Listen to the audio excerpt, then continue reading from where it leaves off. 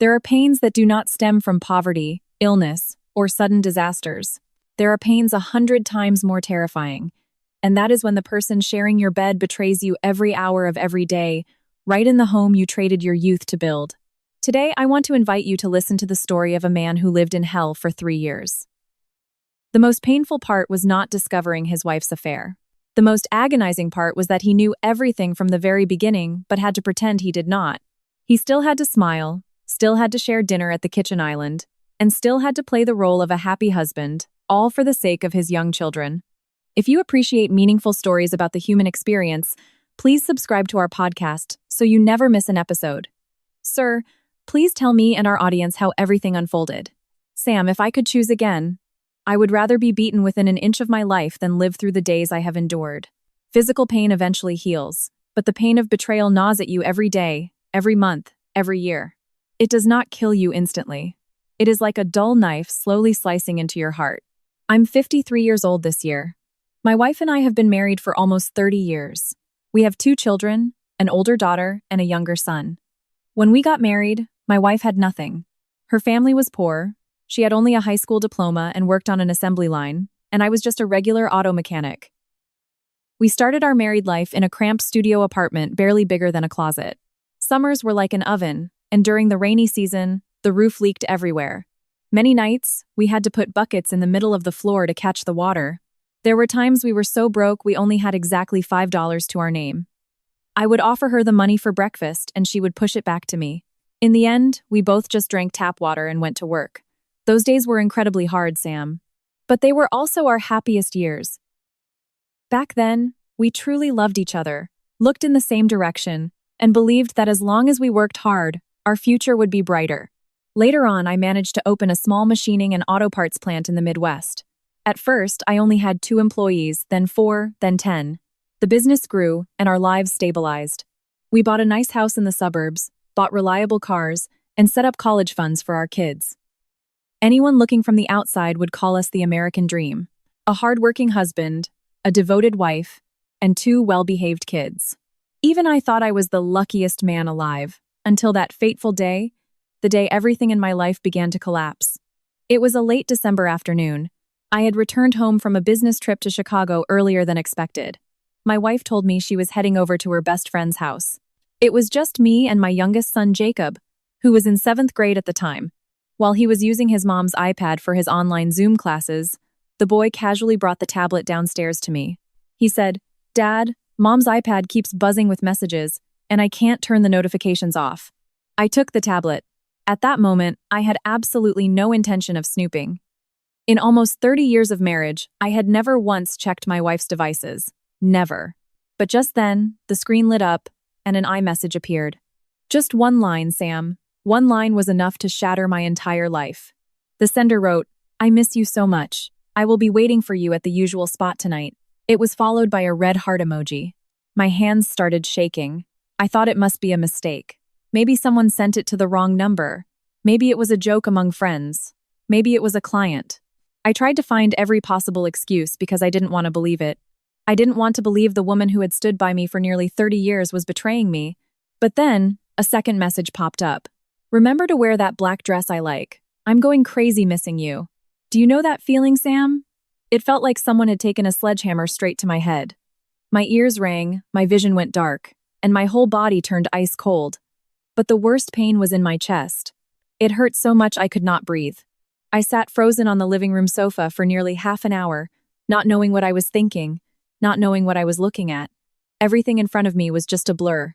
When my wife returned, she was still smiling. She still asked if I had eaten dinner, still asked if my flight was exhausting, still showed the care of a normal wife. If I had not seen those messages, I could have gone my whole life without believing that woman was betraying me. That night, for the first time in my life, I stayed awake until dawn. My wife slept soundly beside me, while I stared at the bedroom ceiling until the sun came up. Thousands of questions raced through my mind. Why? What did I do wrong? Was I not good enough to her? Was I neglectful? Was I no longer attractive? Was I getting too old?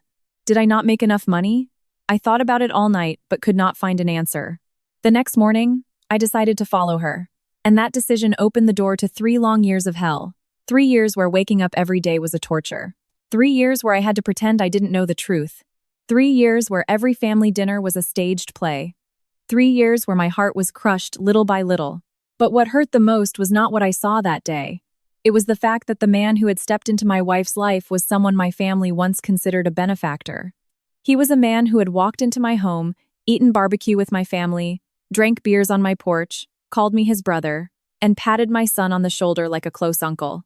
Sam, when I discovered that truth, I thought I was going to lose my mind, but I had to bite my tongue and endure it. At the time, my daughter Emily was in college, and my son Jacob was still too young. I didn't want my kids to lose their mother, and I didn't want a broken home. So, I chose the most foolish path possible. I pretended not to know, and that decision led me into the most agonizing period of my life. After that night, I practically turned into a different person, Sam. On the outside, I was normal. I still woke up early, still drove my son to school, still went to the plant, still asked my wife what she wanted for dinner, still smiled at the neighbors. But inside, I was shattered. Truly shattered. The feeling of suspecting the person sharing your bed is absolutely terrifying. Before, whenever my wife smiled at her phone, I assumed she was watching a funny video. Whenever she said she was meeting a friend, I thought women just needed time to catch up. Whenever she came home late, I assumed there was traffic, or she was visiting her parents, or running errands for the kids. But after those messages, everything turned into a knife. A single notification ping made my chest tighten. Her locking her phone screen faster than usual made me suffocate. Her softest, sweetest words made me wonder how many lies were hiding behind that smile. I started paying attention. I noticed my wife had changed a lot. Before, she never cared too much about her appearance. But during that time, she constantly bought new dresses, new perfumes, new lipstick. There were outfits she never wore when she went out with me. But whenever she said she was meeting a friend, she dressed beautifully. I asked gently, "Where are you going all dressed up?" She smiled. "Women my age need to take care of themselves, honey." Hearing that broke me. Not because my wife looked beautiful, but because I knew the man admiring that beauty was not me. Did you endure all of this alone? Yes, I endured it completely alone. I didn't dare tell anyone. Not my parents, not my friends, not my kids. I was terrified. I was afraid that if I spoke up, everything would shatter. I was afraid my kids would look at their mother differently. I was afraid of the humiliation for both our families. I was afraid of the neighborhood gossip. But most of all, I was afraid for my young son. I didn't want him traumatized by adult problems. So, I chose to watch in silence. One Saturday afternoon, my wife said she was going to an old friend's birthday party. She did her makeup meticulously and put on a black dress, the exact dress mentioned in that text. When she walked out of the bedroom, I felt my entire body freeze. She even turned to me and asked, "How do I look in this?" Sam, that question was like rubbing salt in a wound. I looked at the woman I had loved for almost 30 years, looking at the dress she was wearing to meet another man, and I still had to nod. I said, "Beautiful." She gave me a radiant smile. It had been a long time since she smiled at me like that. But that day, because of another man, her smile was devastatingly beautiful. About 10 minutes after she left, I grabbed the keys to a discreet rental sedan and followed her. I didn't dare take my usual truck, fearing she would spot me. I kept a very far distance. My heart was beating so fast I thought it would burst. She did not go to a friend's house. She turned down a side street and parked outside a very private, upscale bistro downtown. I parked across the street, standing behind a large oak tree, and then I saw him. The man's name was Marcus. He was a few years older than me, a former business associate. Years ago, when my plant was struggling for orders, he was the one who connected me with a massive supply contract. Since then, our families had interacted. He had come over for dinner and praised my wife's cooking. I had even laughed and said, "Marcus, come over anytime. You are always a VIP guest here." Who would have thought the man I opened my doors to was the one secretly destroying my family? As soon as my wife stepped out of her car, he walked over. Not to shake hands, not to say hello like a friend. He hugged her. He hugged her very tightly, and my wife did not push him away. She rested her head on his shoulder, looking completely natural, completely familiar, as if they had done this 100 times before. In that moment, I could no longer hear the traffic. I could no longer see the street. I could only see those two people embracing right in front of my eyes.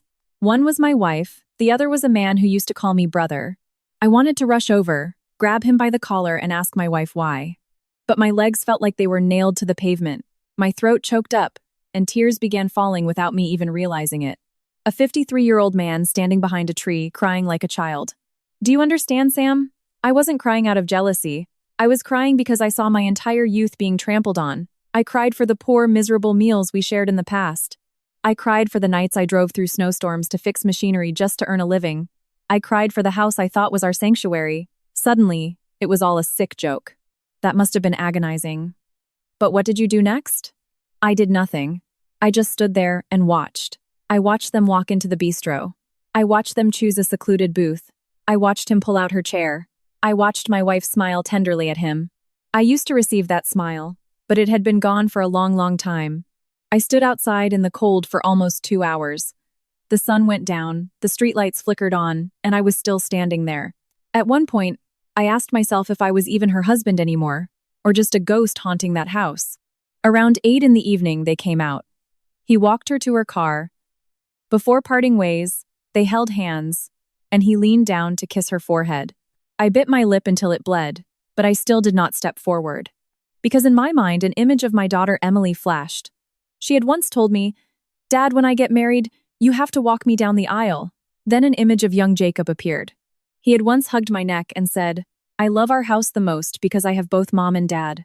Just because of those 2 sentences, I swallowed everything down. I drove home first. When I got there, I washed my face for a long time, scrubbing until my eyes were red. Then I went to the kitchen and cooked dinner.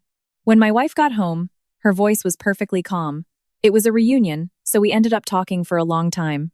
I set a plate of food in front of her. I nodded, asked nothing, blamed her for nothing, exposed nothing. She ate with a great appetite. Meanwhile, I could not swallow a thing. Every bite felt as bitter as poison. That night, she lay with her back facing me, her phone tucked under her pillow. I lay behind her, looking at that familiar back, yet feeling like she was a total stranger. I wanted to shake her awake. I wanted to ask, "Do you still love me?"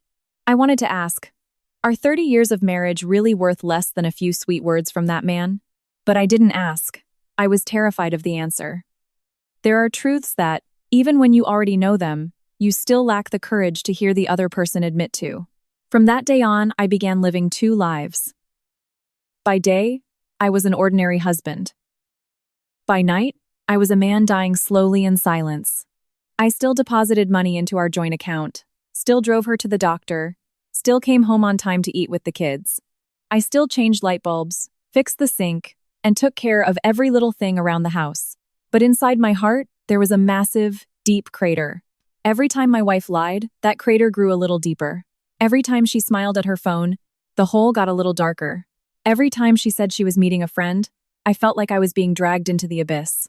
Over the next 3 years, Sam, it was not just a one-time slip-up. It was not a moment of weakness. She and Marcus continued to meet countless times. Sometimes at coffee shops, sometimes at motels, sometimes out of state under the guise of church retreats, class reunions, or visiting sick friends. Every single time, I knew. But every single time, I stayed silent. I turned myself into a blind man in my own marriage. Not because I was a coward, but because I loved my kids. But the more I loved my kids, the more I was killing myself. Once, when my daughter came home for summer break, she saw me sitting alone on the back porch in the middle of the night. She asked, "Dad, why aren't you asleep?" I smiled. "It's too warm inside, just getting some fresh air." She sat down next to me and rested her head on my shoulder.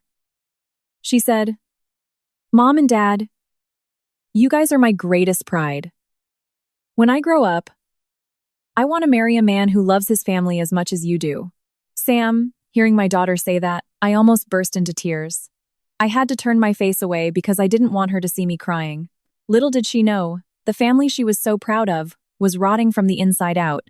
She did not know the mother she respected was deceiving everyone. She did not know the father she loved was living like a prisoner serving a sentence without a trial. From that day on, I was even more determined to keep the secret. I figured that once Emily graduated and got a stable career, and once Jacob grew up a bit more, I would sit down and have a clear talk with my wife. If she turned back, I would forgive her. If not, I would let go. I once thought I had enough grace to wait. But I never expected that my silence would not make my wife feel guilty or afraid. Instead, it made her sink deeper. It made her look down on me even more. It made her treat our home as nothing more than a rest stop when she was tired, while her heart had long been given to another man. And precisely because I stayed silent for too long, the day everything blew up, it wasn't just a crack, it was an explosion that brought the whole house down. It happened right on my daughter's wedding day. Your daughter's wedding day? What on earth happened? Sam, that was the day I thought would be the happiest of my life, but it ended up being the most humiliating day imaginable.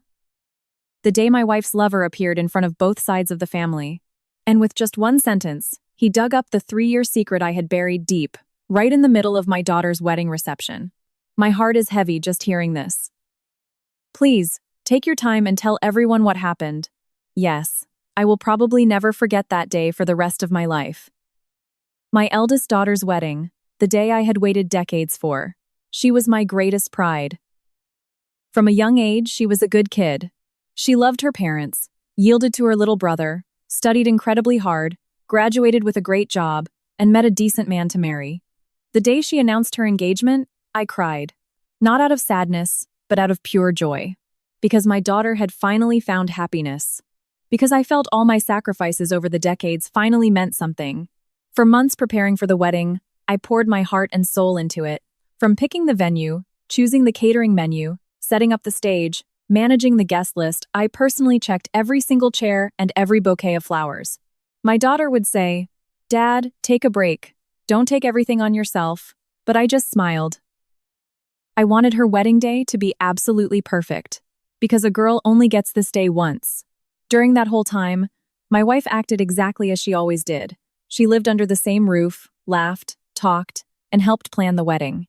Looking from the outside, no one would ever guess that family was harboring a terrifying secret. Even my daughter had no clue. She constantly hugged her mom, saying, "Thank you, Mom, for sacrificing so much for us." Every time I heard that, my heart hurt like it was being squeezed in a vice, but I still kept quiet. So quiet that even I didn't understand if I was trying to save my family or destroy myself. The wedding day arrived. From early morning, the house was a whirlwind of activity. My daughter looked like a princess in her wedding dress. When she stepped out of the bridal suite, I was speechless. She ran over and hugged me. She smiled. "Dad, do I look beautiful?" I nodded, unable to speak, tears welling in my eyes. She quickly wiped my tears and laughed. "If you keep crying, you're going to make me cry too." In that moment, I thought all the suffering I had endured was worth it. As long as my daughter was happy, nothing else mattered. I had no idea the biggest nightmare of my life was waiting just ahead. The reception was going beautifully. The venue was packed, both families were joyous, and laughter echoed across the ballroom. The bride and groom were glowing. Everyone was giving toasts and praising my family for being so blessed. Around noon, just as the main events were about to begin, I was standing near the entrance greeting guests when I saw a black SUV pull up. The moment I saw the man step out, my heart plummeted. It was Marcus, the man who had been sleeping with my wife for 3 years. Do you know that feeling? It is like standing in the warm sun and having someone dump a bucket of ice water over your head. My entire body went numb. Only one question echoed in my mind. Why is he here? I never invited him. My business had cut ties with him years ago. He had absolutely no reason to be at my daughter's wedding. But there he was, wearing a sharp suit, a smile plastered on his face. My wife was standing near the stage. When she saw him, the color drained from her face in a fraction of a second. Just 1 second. But I saw that look. It was not the look of two strangers. It was pure panic, sheer terror, the look of someone whose secret was about to be exposed. My intuition flared. Something was very, very wrong. Marcus walked over and shook my hand. He smiled. "Congratulations, David. Your daughter has grown up so fast." I forced a fake smile. "Thank you, Marcus." But deep down, I wanted to knock him to the floor right there in the lobby. Over the past 3 years, I had imagined that exact scenario countless times. But I always held back. For my kids. And this time, too, I held back for my kids. He sat down at a table near the front. I still do not know how he got an invitation. To this day, the only logical explanation is that my wife gave it to him. No one else would have done it. The ceremony began. The DJ announced us. The music played. I walked my daughter down the aisle, hundreds of eyes on us. That should have been the most beautiful moment, but I felt incredibly uneasy. A creeping dread, like the sky right before a massive tornado. Everything looks calm, but underneath, violent undercurrents are churning. When I gave my daughter away to the groom, I saw her crying. She hugged me and whispered, "Thank you, Dad. I love you." Sam, if nothing else had happened, that would have been the best memory of my life. But just 20 minutes later, everything collapsed. While people were raising their glasses for a toast, Marcus suddenly stood up. At first, I thought he was just going to offer a generic toast like any other guest. No one suspected a thing. But when he took the microphone, he did not turn toward the bride and groom. He turned to my wife. He looked at her, his eyes full of emotion, and said a single sentence. A sentence that made the entire ballroom fall into dead silence. "I'm sorry. I cannot keep watching you belong to someone else." Sam, right then, the champagne glass in my hand slipped and shattered on the floor. The entire ballroom went completely silent. No one understood what was happening. My wife stood frozen, her face pale as a sheet. My daughter looked confused. The groom looked confused. The guests stared at each other. But I knew. I knew this day had finally come. The day the 3-year secret would be dragged into the light. Marcus kept talking. "I have endured enough. For 3 years, I have loved you. For 3 years, I have waited for you. For 3 years, I believed there would be a day you would choose me." The room erupted into chaos. Whispers and gasps echoed everywhere. Jaws dropped. People stood up. Some even thought it was some weird scripted prank. But no, it was the truth. A horrifying truth. My daughter turned to look at her mother, then at the man, then at me. Her eyes began to tremble. She was starting to understand. My wife vigorously shook her head, as if trying to signal him to stop. But it was too late. Marcus did not stop. He was like a man completely out of control. Or perhaps he was deliberately trying to destroy everything. He said, "You promised me that once the kids grew up, you would file for divorce. You said you had no feelings left for your husband.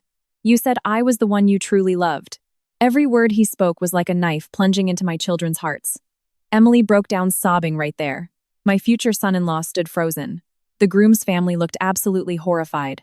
Both sides of our families were in an uproar. People were asking what was going on. Some looked at my wife with utter disbelief. Others looked at me with pity. Do you know what the most painful part was? It wasn't being betrayed. It was watching my daughter shatter on her wedding day. She was shaking, tears streaming down her face. She looked at her mother and asked, "Mom, is what he's saying true?" The entire ballroom waited in silence for her answer. But my wife couldn't speak. That silence hurt more than any confession. My daughter collapsed to her knees, sobbing hysterically. I just stood there, paralyzed. Because in that moment, I knew everything I had tried to protect for 3 years was completely, irreversibly destroyed. And what was even more devastating was that, before anyone could recover from the shock, a stranger suddenly walked right up to me. He handed me a manila envelope. Inside was something I never expected. Something that proved my wife hadn't just betrayed me romantically for 3 years, but had hidden a secret far more terrifying. Oh my God, what was in the envelope, David? When I opened it, my legs almost gave out, because the photos inside entirely altered the reality of my life. Please keep going. We are all listening. Yes, to this day, whenever I recall that moment, my hands and feet still go cold. The ballroom was in total chaos. Crying, shouting, relatives running over to ask questions, guests standing up and sitting down. It all blurred into a scene that never, ever should have happened at my daughter's wedding. Amidst all that, an unfamiliar man approached me. He looked to be in his 60s. I had never seen him before. He did not say much. He just quietly handed me a yellow manila envelope and said, "I think you need to see this." Then, he turned and walked away. I held the envelope, not fully comprehending, but my gut told me it was nothing good. When I opened it, I felt the world crash down on me. Inside was a stack of photographs, photos of my wife and Marcus. Not photos of them having coffee or taking a walk. These were incredibly intimate photos, undeniable proof. Photos of them holding hands at resorts, photos at the beach in Miami, photos of them hugging in hotel rooms, private birthday celebrations, and ringing in the new year together. There were days my wife told me she was going back to her hometown to care for her sick mother, but in the photos, she was smiling happily next to her lover. There were days she claimed to be on a women's church retreat, but the photos showed her on vacation with him. Sam, it hurt.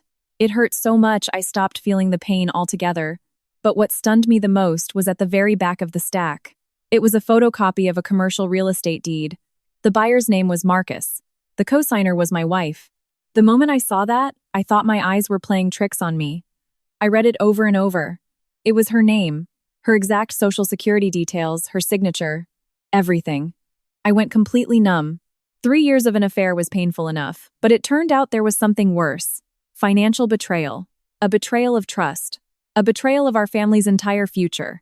You mean your wife co-signed property with that man? Yes. And that was just the tip of the iceberg, Sam. I didn't know it at that exact moment.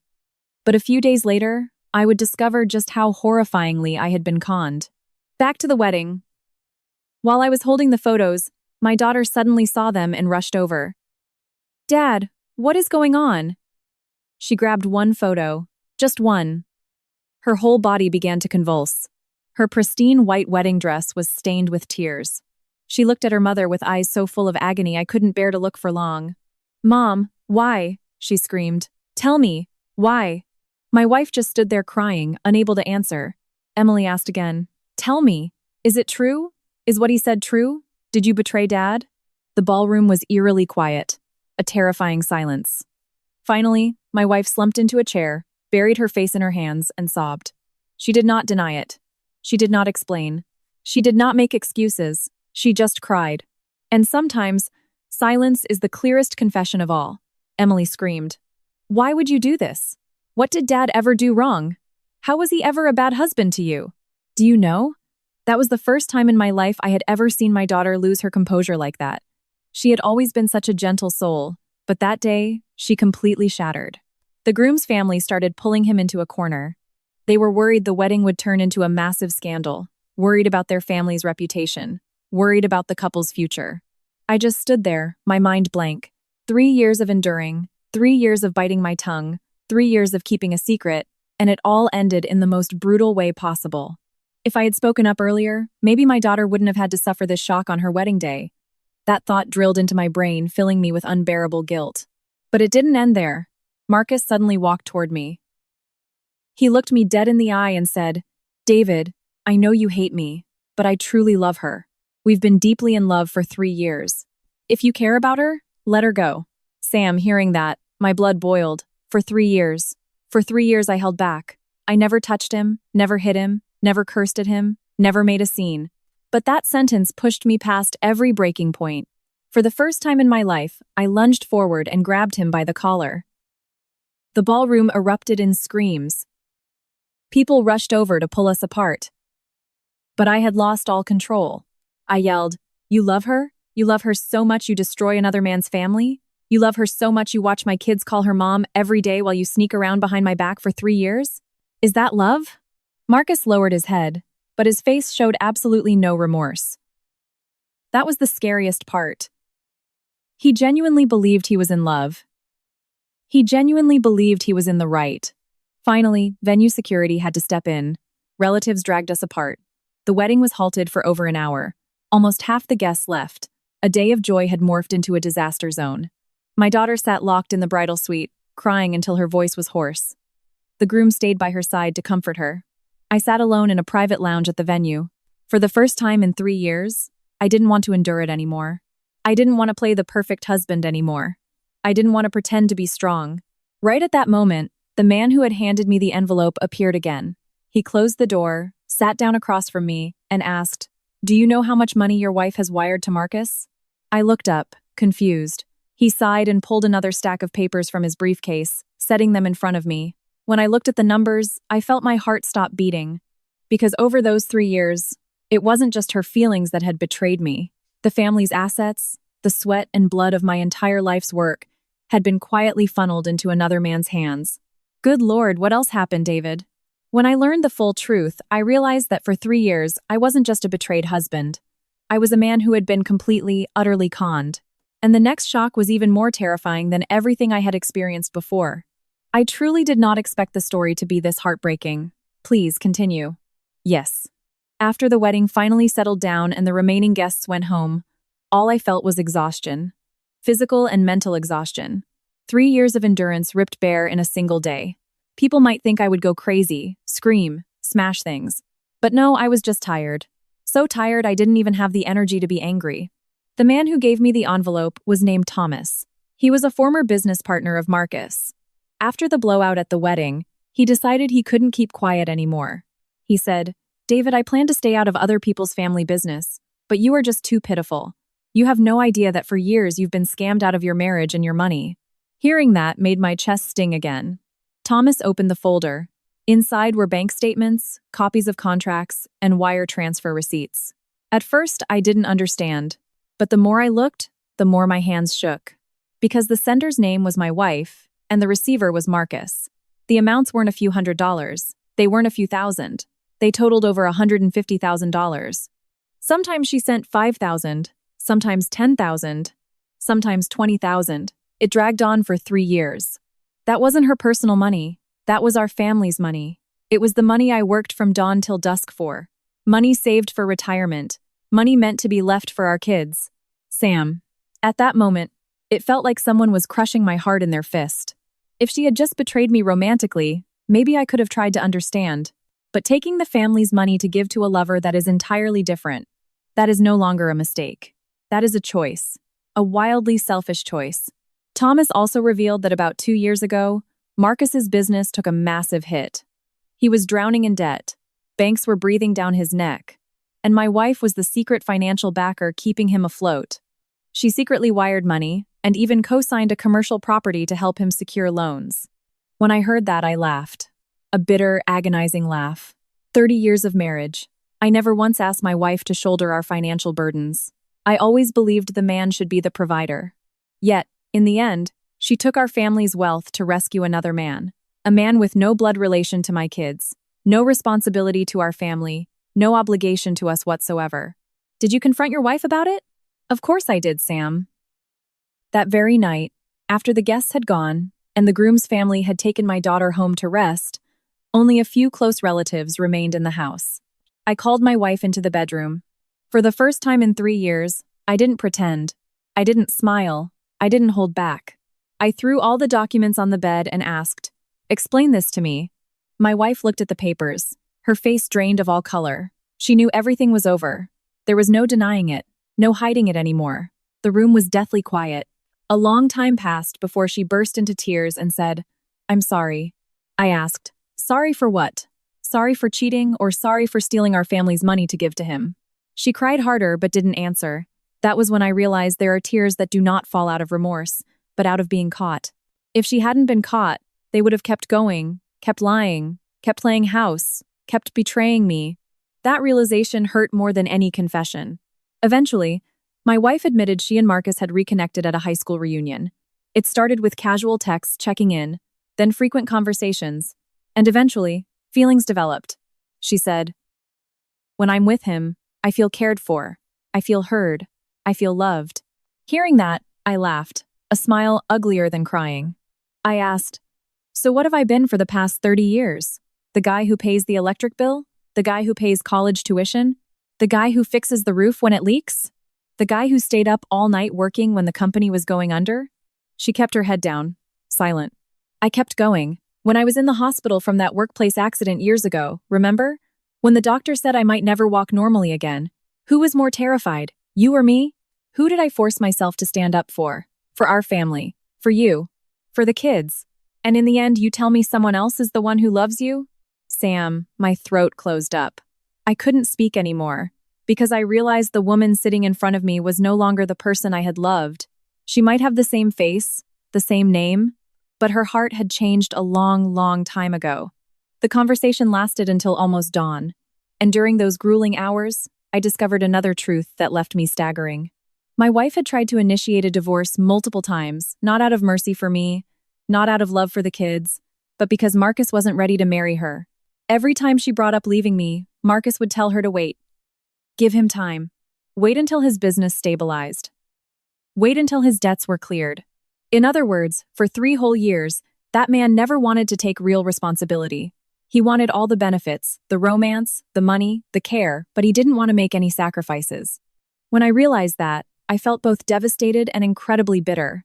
The woman who was ready to throw away her entire family to chase love was, in the end, just someone else's backup plan. But the biggest shock wasn't over. About 3 days after the wedding, my daughter came over. Her eyes were swollen shut. She had clearly been crying a lot. She sat across from me for a long time, then suddenly asked, Dad, how long have you known? When she asked that, my heart pounded. I knew it. My daughter had started connecting the dots. She was no longer a child. She was mature enough to see through the cracks. I stayed silent. She looked me straight in the eyes and said, "You've known for a long time, haven't you? If you didn't know, you wouldn't have been so calm at the wedding. If you didn't know, you wouldn't have just stood there." Sam, I couldn't lie to my child anymore. I nodded. My daughter was stunned. She looked at me in disbelief and asked, "How long?" I replied, 3 years. The moment she heard that, she broke down. She cried even louder than she did at the wedding. She didn't blame her mother first. She blamed me. She asked why I didn't say anything, why I had to endure it alone, why I didn't tell them. Did you think we'd be happy living in a lie? Every question was like a knife to my chest, because those were the exact questions I had asked myself for days. Was my silence a sacrifice or a massive mistake? Was keeping that roof over our heads truly protecting my kids, or just prolonging the agony? My daughter grabbed my hand. She cried, "Dad, I love you so much. Please, don't suffer alone anymore." For the first time in many years, I broke down and cried in front of my child. A father and daughter, holding each other, sobbing like children. But right then, another secret was unexpectedly revealed, a secret involving young Jacob. The son I always believed was the biggest reason I had to endure those 3 years. And that secret kept me awake for many nights to come. It involved your son? What happened? Yes, when I heard the truth, I realized there are things far more painful than betrayal, and the person who revealed that secret was my daughter. I'm so worried for the boy. You mean it involved your youngest son? Yes, Sam. After we held each other and cried, my daughter stayed seated for a long time. She just looked at me, her eyes full of pity. But the longer she looked, the more uneasy I felt, because I sensed she had something else she hadn't said. After a while, she asked, "Dad, have you noticed how much Jacob has changed lately?" Jacob was my youngest. At the time, he was a senior in high school. I thought for a moment and nodded. To be honest, over the past year or so, I had noticed my son wasn't as carefree as before. When he was little, he was so energetic. He'd come home from school and talk my ear off. He'd walk through the door yelling, "Dad, I got an A. Dad, my soccer team won. Dad, take me out for burgers this weekend." But as he grew older, he spoke less. He locked himself in his room, stayed up very late. Sometimes I'd get up to use the bathroom at 2 a.m. and see the light still on under his door.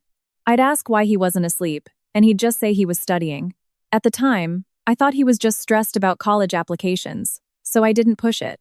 My daughter sighed and said, "Do you know why?" I shook my head. She stayed silent for a long time, then finally said, "I think he's known about Mom for a long time." Sam, hearing that, it felt like someone had smashed a brick into my skull. I didn't believe it. I absolutely refused to believe it, because in my mind, I had hidden it so perfectly. I had endured everything to protect my kids. If my boy knew the whole time, then what was the point of everything I had done for 3 years? I quickly asked, "Why would you think that?" My daughter explained that over a year ago, she accidentally overheard her brother arguing with their mom. She had just come home and heard voices from the kitchen. She stood outside the door and caught one sentence from her brother. A sentence she never forgot. "Do you think I don't know what's going on?" From that day, my daughter started paying attention. She noticed her brother growing more and more distant from their mother. He was no longer affectionate, stopped sharing his thoughts, stopped initiating conversations. Whenever his mom talked to him, he gave one-word answers. But because she had no proof, my daughter couldn't jump to conclusions. It wasn't until the blowout at the wedding that she pieced it all together. Sam, when I heard that, my blood ran cold. The only image in my mind was my youngest child, the one I tried to protect the most, the one I thought was too young to bear the weight of these issues. Yet, he might have known the whole time. That night, I decided to talk to him. For the first time in years, father and son sat across from each other for a long time. No TV, no phones, no one else. Just the two of us. I asked, "Jacob, I need you to be honest with me. Did you know about your mother?" The boy looked down. He didn't answer right away. After almost a full minute, he softly said, "I knew." I felt numb. Even though I was mentally prepared, hearing my own son admit it made my heart ache violently. I asked, "How long have you known?" He replied, "About 2 years, Dad. 2 years. That meant for 2 entire years. I wasn't the only one living in hell. My son was, too. He explained that one day, he came home early from school to grab some notes. Walking up the driveway, he saw his mom sitting in Marcus's SUV. At first, he thought they were just friends. But then he saw them hold hands. Then they hugged. From that day on, he grew suspicious. Then, he accidentally read a text on her phone. Everything became crystal clear. My son started crying as he told the story. He said, "I hated Mom, but I felt so bad for you. I saw how well you still treated her, and I didn't know what to do." Do you know? Hearing those words, I felt like I was suffocating. A 16-year-old kid who should only be worrying about homework, friends, and his future was carrying a horrifying secret in his heart. I asked, "Why didn't you tell me?" He cried, "I was scared. I was scared you'd be hurt. I was scared our family would break apart. I was scared Emily would drop out of college. I was scared everyone would be sad." Sam, I couldn't hold back my tears anymore. A child was thinking like a mature adult, while the adults were doing things that tore the family apart. We held each other for a long time. For the first time, I realized that all those years, I wasn't the only one enduring the pain. My son was enduring it too. The only difference was he had absolutely no one to confide in. After that conversation, he told me something else. Something that hurt even more. He said, "Dad, I once heard Mom on the phone. She said as soon as I turned 18, she was going to file for divorce." Hearing that, my body stiffened. So, while I was desperately trying to keep the family together, the other side was just waiting for the right moment to abandon ship. Every ounce of hope I had left crumbled. But the most shocking part was his next sentence. He said, "Dad, there's something else. Mom took the house deeds once. She was planning to transfer part of the property. Thank God she couldn't pull it off." Sam. I immediately sat up straight. I asked what he meant. He explained that a few months prior, he overheard his mom and Marcus arguing on the phone. Marcus was constantly pressuring her for money, pressuring her about real estate. Once, his mom dug through the safe for the deeds and took them out to photocopy. At the time, he didn't fully understand. But looking back, it all made sense. A chill ran down my spine. Because that house was our family's biggest asset, the culmination of a lifetime of hard work. If that had really happened, not only would the marriage be destroyed, but my children's futures would have been severely compromised. From that day on, for the first time in 3 years, I began thinking about protecting myself. Not out of revenge, not out of spite, but to protect what belonged to my children. To protect a lifetime of labor. To protect the last remaining shelter we had. A few days later, I quietly went to see a lawyer, bringing all the relevant financial documents. And that meeting exposed yet another horrifying truth. The lawyer looked over the files for a while, then asked, "David, are you absolutely certain you know about all your family's assets?" I said, "I think so." The lawyer shook his head and slid a property record across the desk. When I saw the name of the sole owner, I nearly blacked out. Because aside from the house in both our names, aside from the money wired to Marcus, there was another asset. A highly valuable asset that my wife had secretly purchased in her name alone years ago. And the funds to buy it came straight from the joint account I had been breaking my back to fill for years.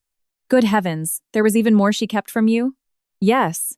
That was when I realized some betrayals don't happen in a single day. They are built on hundreds of lies, hundreds of cover-ups. And when all the truth spills out at once, the pain is so massive no one could possibly imagine it. My heart breaks for you, David. What was the asset? Yes. Sitting in that lawyer's office, I still thought I knew most of the truth. An affair, wire transfers, co-signing a property with a lover. That was enough to destroy any family. But it turned out, what I knew was only a fraction. The lawyer turned his computer monitor toward me. Look at this. It's the property record for a luxury condo downtown, valued at almost $400,000 at the time of purchase. The sole owner listed was my wife, Sam. In that moment, I couldn't speak. I had absolutely no idea this condo had existed all these years. I thought every major financial decision was discussed between us, but this condo seemed to have fallen from the sky. The lawyer asked, "You've really never heard of this property?" I shook my head. Never. He kept digging and showed me the payment history. The down payment, the mortgage installments, the final payoff, all of it came from our joint family account. The account I dutifully deposited my paycheck into every month. The account I completely trusted my wife to manage. That was when I understood. Some people don't steal from you all at once. They siphon it away slowly. By the time you find out, it's far too late. For years, I just focused on working, leaving the house early, coming home late. My wife handled all the household finances. I trusted her implicitly, because I thought, we're husband and wife, why would I need to be on guard? Who knew that very trust would become my greatest vulnerability? When I got home that day, I sat alone in my home office. The stack of files sat in front of me. Outside, I could hear the birds chirping in the afternoon sun. Everything was peaceful, but a hurricane was tearing through my soul. 30 years of marriage, 30 years of trust. And the person beside me was quietly preparing a whole other life, another home, another future one that did not include me. What hurt the most wasn't losing the money. You can always earn more money. But once trust is lost, it is almost impossible to find again. That evening, my wife voluntarily came into my office. Perhaps after the wedding incident, she realized she couldn't hide forever. She sat down and cried a lot. Then she said, I was wrong. I was so wrong. If this had been 3 years ago, hearing that might have softened my heart. But at that moment, all I felt was profound exhaustion. I asked, what is that condo for? She looked down, refusing to answer. I asked again, was it for you to move into with Marcus later? She sobbed, but her silence said everything. Sam, in that moment, I realized this woman had truly, actively prepared to abandon our family. It wasn't a moment of weakness. It wasn't a temporary mistake. It was a calculated plan, a plan spanning years. I asked, if the blowout at the wedding hadn't happened, if Marcus hadn't gone crazy in the middle of the reception, if the secret hadn't been exposed, how long were you going to hide it from me? A long time passed before she answered. I don't know. That answer made me laugh. A bitter, agonizing laugh. I don't know. 3 simple words, but they were enough to erase whatever tiny shred of hope I had left. In the days that followed, the atmosphere in the house was incredibly oppressive. My daughter had moved into her husband's place, but she called me every day. She was terrified I would break down or do something drastic. My son spoke even less. He still lived in the house, but he practically refused to look at his mother. Whenever she tried to talk to him, he would just stand up and walk away. Watching that broke my heart. No matter what, she was still their mother. But the wounds she inflicted were too deep to be healed by a simple apology. About 2 weeks after the wedding, something else happened.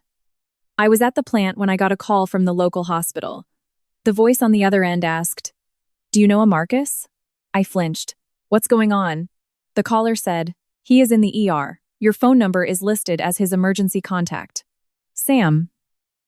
I thought I misheard them. Emergency contact? Why was my number in his file? Why wasn't it his family?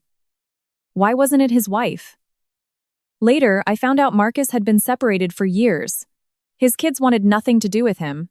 The people in his life had slowly dwindled away. The only person consistently in his life was my wife. When I arrived at the hospital, I saw a scene I will never forget. Marcus was lying in a hospital bed, his face pale, hooked up to an IV and monitors. My wife was sitting beside him, crying so much. Do you know that feeling? The woman who once said she loved you, who swore to stay with you through sickness and health, is now crying over another man right in front of your eyes.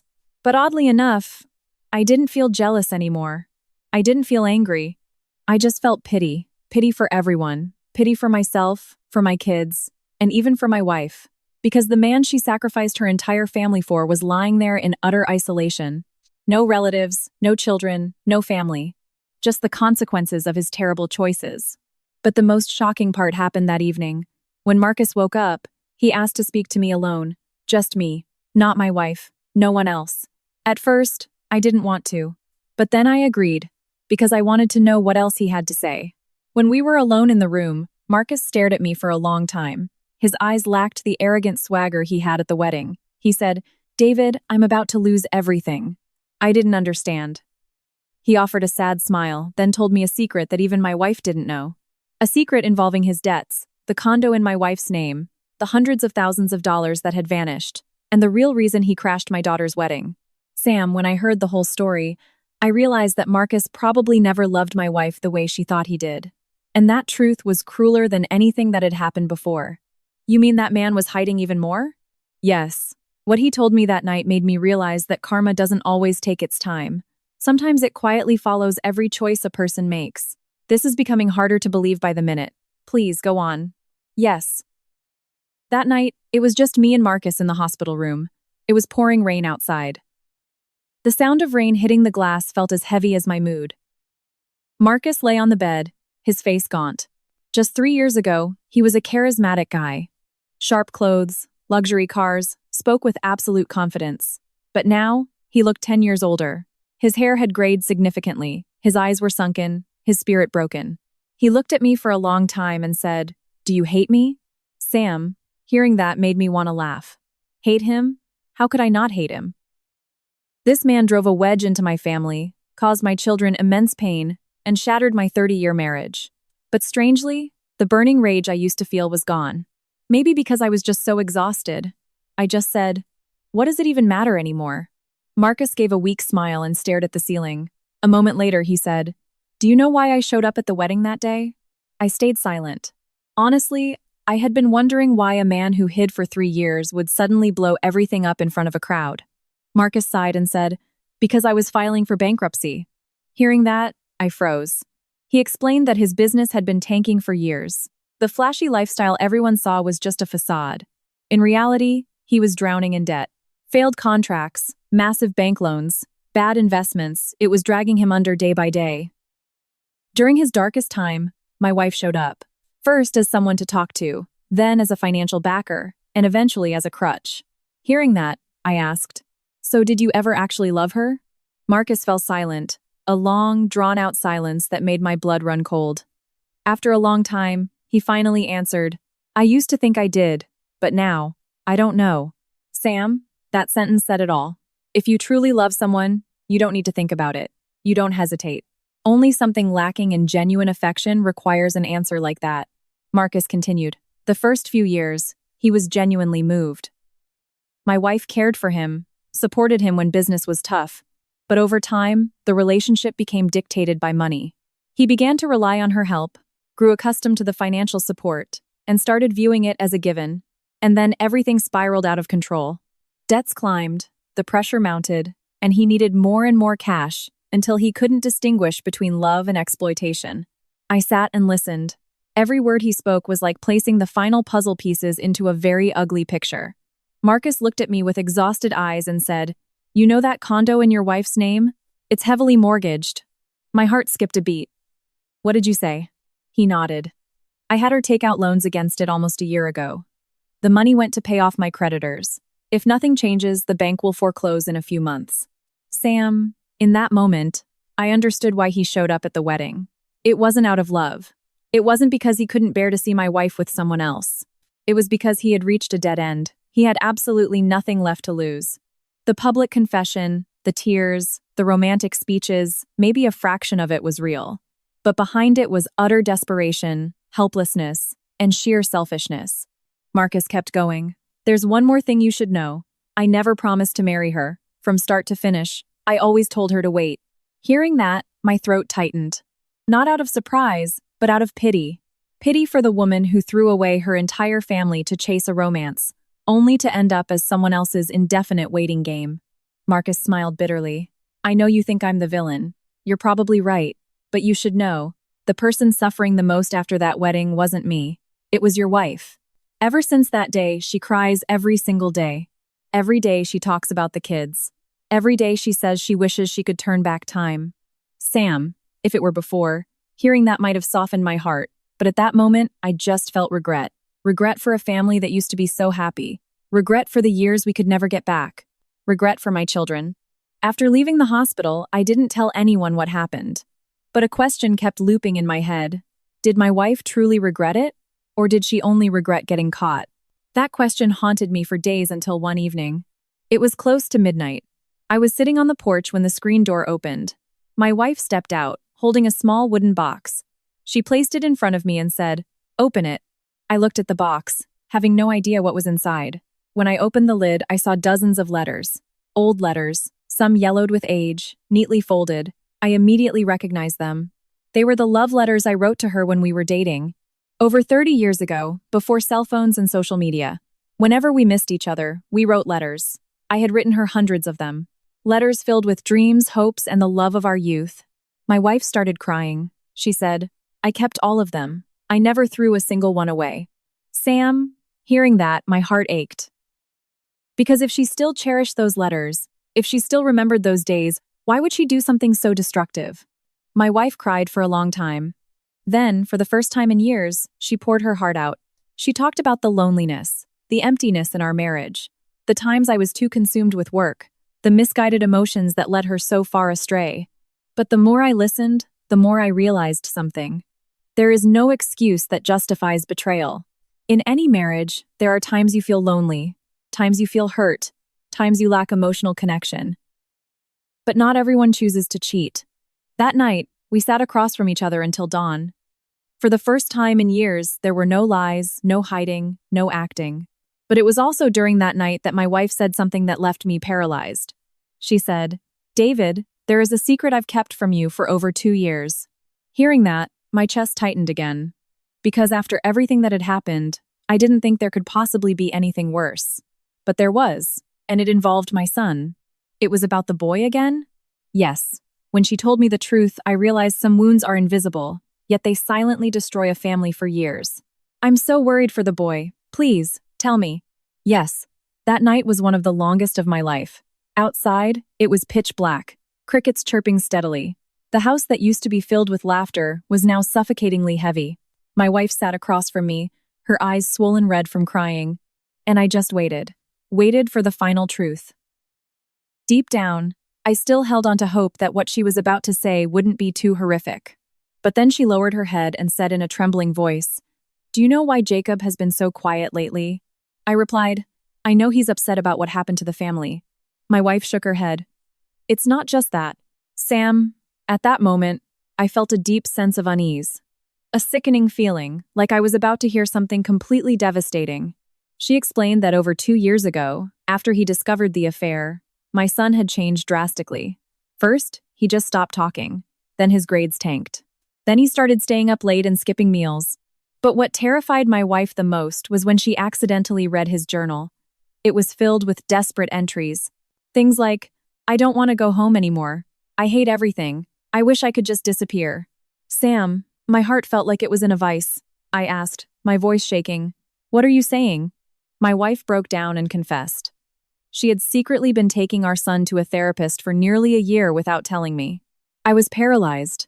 A year. My son had been seeing a psychiatrist for a whole year, and I, his father, had no idea. The guilt I felt in that moment was suffocating. I always thought I was sacrificing for my kids. I always thought my endurance was protecting them, but the reality was, my son was profoundly traumatized. He was in agony. He was silently suffering and had to rely on professional help, and I knew nothing. My wife continued.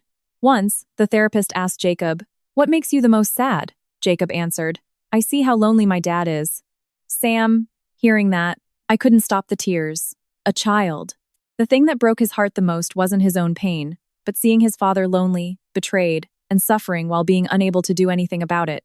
My wife said, "Jacob wanted to tell you the truth so many times. But he held back. He was scared you'd break down. He was scared the family would fall apart, that Emily would drop out, that everyone would be miserable."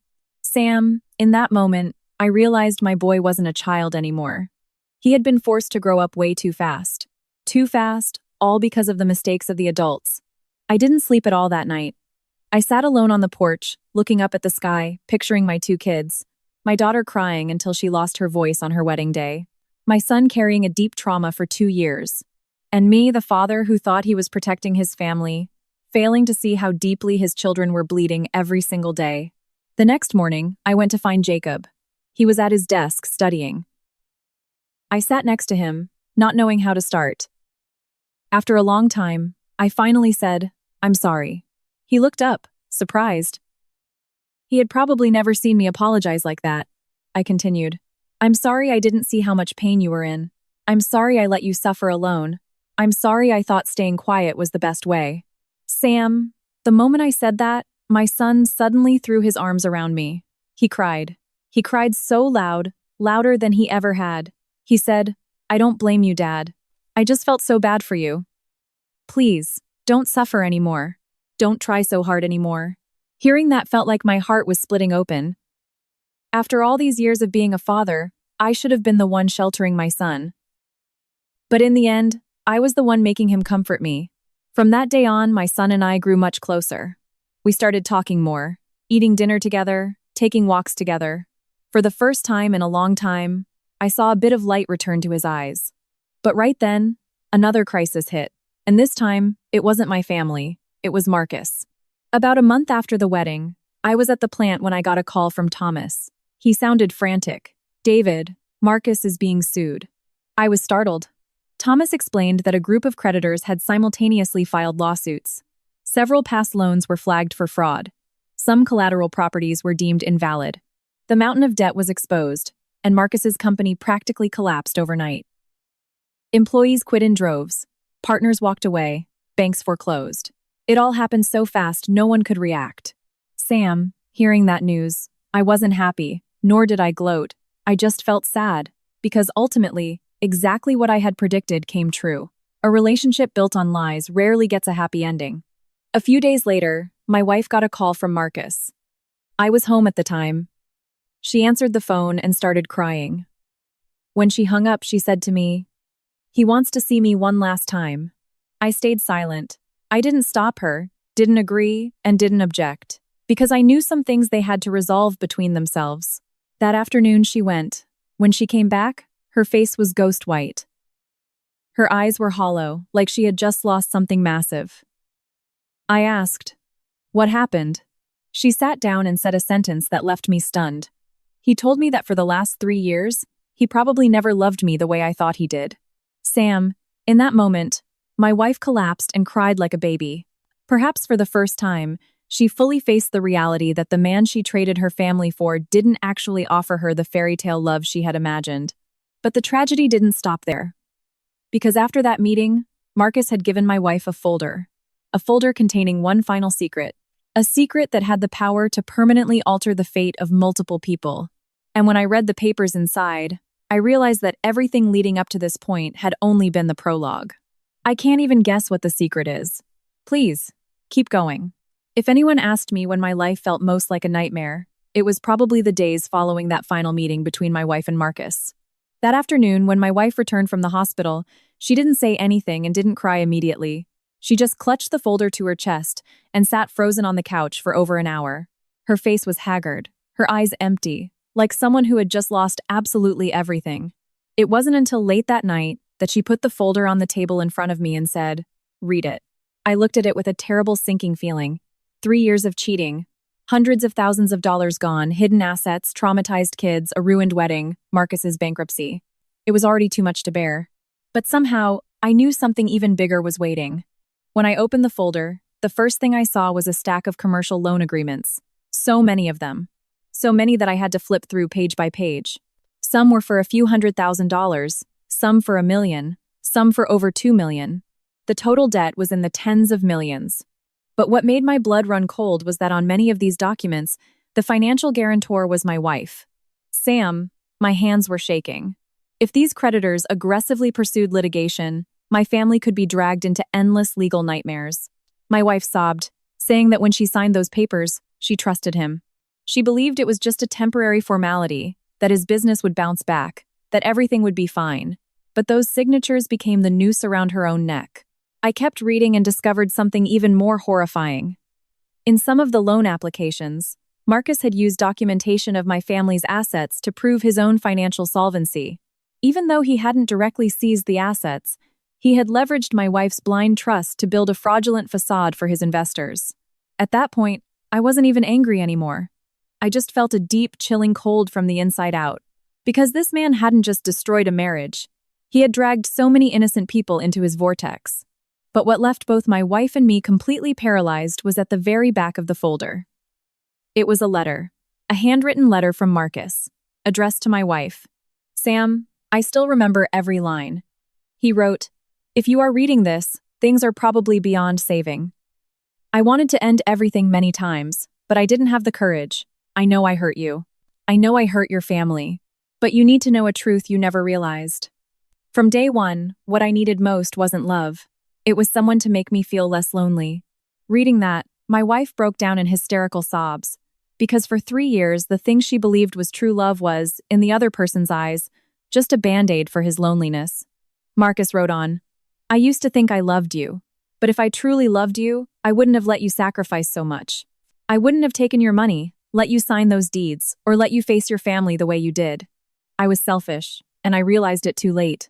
Sam, that letter was the final knife, severing every last illusion she had left. My wife read it, crying with every word. Tears of agony, tears of remorse, and tears of a brutal awakening. But time doesn't run backward. No one can rewind 3 years to undo terrible choices. After finishing the letter, my wife sat perfectly still for a long time. Then she suddenly fell to her knees in front of me.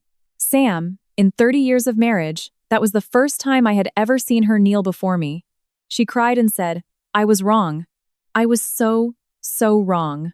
If I could trade everything to go back to how things were, I would. But I didn't know what to say. Because when certain things are lost, you can't just get them back because you want them. Trust is one of those things. In the days that followed, my wife changed completely. No more makeup, no more going out, no more keeping her phone glued to her side, no more secret calls, no more lies. But oddly enough, when everything returned to how it used to be, the family couldn't go back to how it was. My daughter kept her distance. My son was still quiet. Though he wasn't as resentful, a massive gap remained in his heart. One evening, my daughter unexpectedly brought her husband over for dinner. For the first time since the wedding, the atmosphere felt a bit lighter. Everyone sat down to eat, chatting, thinking things were slowly getting better. But right in the middle of dinner, my daughter suddenly said, Mom, I want to ask you something. The table went dead silent. My wife looked up. My daughter looked her right in the eye and asked, If you hadn't gotten caught that day, would you have left Dad? Sam, that question paralyzed the room. Even I didn't expect her to be so blunt. My wife looked down. A long time passed without anyone saying a word. Finally, she broke down in tears and answered, I probably would have left. Hearing that, my daughter closed her eyes, tears streaming down her cheeks. It was the answer she feared most, but also the most honest answer. After dinner, my daughter hugged me for a long time before leaving. She said, Dad, now I understand why you hurt so much. Sam, I couldn't sleep that night. I sat on the porch until dawn, looking at the house I spent my whole life building, wondering if, after everything, this family could even be saved. Or was it just surviving because a few people were trying too hard? Just as I was deep in thought, my phone rang. It was Thomas. He sounded extremely urgent. David, something happened to Marcus. Hearing that, my heart lurched. My gut told me this next event would be the biggest turning point of the entire ordeal. Oh my goodness, what happened to him now? Yes. And that event forced everyone involved to reevaluate their entire lives. I'm feeling so anxious just listening. Please tell me. Yes. That night, after Thomas called, I immediately got in my car. I don't know why, Sam. I should have ignored it. Whatever happened to Marcus was none of my business anymore. But hearing Thomas's trembling voice, I felt something was profoundly wrong. It was raining heavily. The road to the hospital reflected the streetlights. During the drive, I didn't say a word. Images of the past few years flashed in my mind. 3 years of endurance, 3 years of agony, 3 years of lies. And the man at the center of it all was lying in a hospital bed. When I arrived, Thomas was standing in the hallway. His face was grim. As soon as he saw me, he sighed and said, It's too late, David. Sam, hearing those words, my heart sank. Marcus was dead. A massive stroke. It happened so fast the doctors couldn't save him. The man who had strutted confidently into my life, the man who shattered my family, the man who caused so many people pain, ended up passing away in a cold hospital room. No family by his side, no children by his side, no real home to speak of. Just a few old acquaintances standing silently in the hallway. In that moment, I wasn't happy. I didn't gloat. I didn't feel victorious. I just felt sad. Sad for a human life. Sad for terrible choices. Sad for the price that had to be paid. Thomas looked toward the room and said, His last few months were miserable. Hunted by creditors, abandoned by partners, tortured by illness, constantly battling insomnia. There were nights he sat alone until morning, saying he wished he could turn back time. But life doesn't give you what-ifs. Sam, that sentence stayed with me for a long time. It's true. Life has no what-ifs. If it did, maybe my family wouldn't have broken apart. Maybe my kids wouldn't have been traumatized. Maybe my wife wouldn't have traded her entire life for a massive mistake. The next morning, the news of Marcus's death spread. Many people were shocked. Many were remorseful. But many also shook their heads, knowing the immense pressure he had lived under in his final years. What surprised me most was my wife's reaction. When she heard the news, she collapsed into a chair and cried. But this time, it was different. They weren't tears of romance. They were tears of regret for a misguided chapter of her life. A chapter that dragged everyone into misery. That afternoon, she said she wanted to go pay her respects. I didn't stop her, and I didn't go with her. I just nodded. She went alone and didn't return until late. Her face was exhausted, her eyes red. But from that day forward, she never mentioned Marcus again. It was as if a chapter in her life had permanently closed. But the story wasn't over. A few days after the funeral, Marcus's lawyer contacted me. He said there were some documents that needed to be resolved. Initially, I didn't want to get involved, but I eventually went, and that meeting stunned me. Among the remaining papers was a handwritten will. Not a will dividing assets, because honestly, Marcus had nothing left to give. It was a collection of his final thoughts. There was a paragraph that made me think deeply. He wrote, "I lost my family years ago because of my own selfishness, but I never learned my lesson. It wasn't until I saw another family shatter that I understood how much it hurts." If anyone reads this, please remember, betrayal never only hurts one person. It destroys generations. It makes children lose their faith. When I read that, I immediately thought of my son, thought of my daughter, and my throat closed up. It's true. Adults make mistakes, but the ones who bear the heaviest consequences are usually the children. I went home from the lawyer's office with a heavy heart. That evening, for the first time in a long while, my son came and sat next to me. He asked, "Dad, is it all finally over?" I looked at him, not knowing how to answer. Because the man who caused the tragedy was gone, but the wounds were still there. After a long time, I said, "I don't know. Maybe it will take a lot more time." He nodded and said something I will never forget. "I don't hate anyone anymore. I just want our house to be peaceful." Sam, hearing him say that, I almost cried. A kid who carried so much trauma inside was ultimately the one who learned to let go the fastest. Maybe the pain was what forced him to mature. The following months were relatively stable. My daughter focused on her marriage. My son was prepping for college. The machining plant landed some new contracts. It seemed like things were getting better. But then, one evening, my wife unexpectedly handed me a folder. She said, "Look at this." I opened it. Inside were divorce papers, already signed. Sam, the moment I saw her signature, my heart stung. Even after everything, even though I had prepared myself mentally long ago, seeing that paper still hurt. 30 years of marriage, and it all came down to a few thin sheets of paper. My wife looked at me, tears streaming down her face, and said, "I don't have the face to stay here anymore. You deserve a new life." Hearing that, for the first time in months, I didn't know what to decide. Sign the papers or try to hold on to this fractured marriage? And right at that moment, someone unexpectedly spoke up. It wasn't me, it wasn't my wife. It was my son. The words he said that night left the entire house in stunned silence. "Jacob, what did the boy say?" Yes, what my son said that night made me think for many, many nights afterward. I really want to hear what he said. Please, go on. Yes. That night, with the divorce papers sitting on the coffee table, the living room felt suffocating. No one spoke. Only the ticking of the grandfather clock broke the silence. My wife sat with her head down, tears falling continuously. And I stared at the papers. 30 years.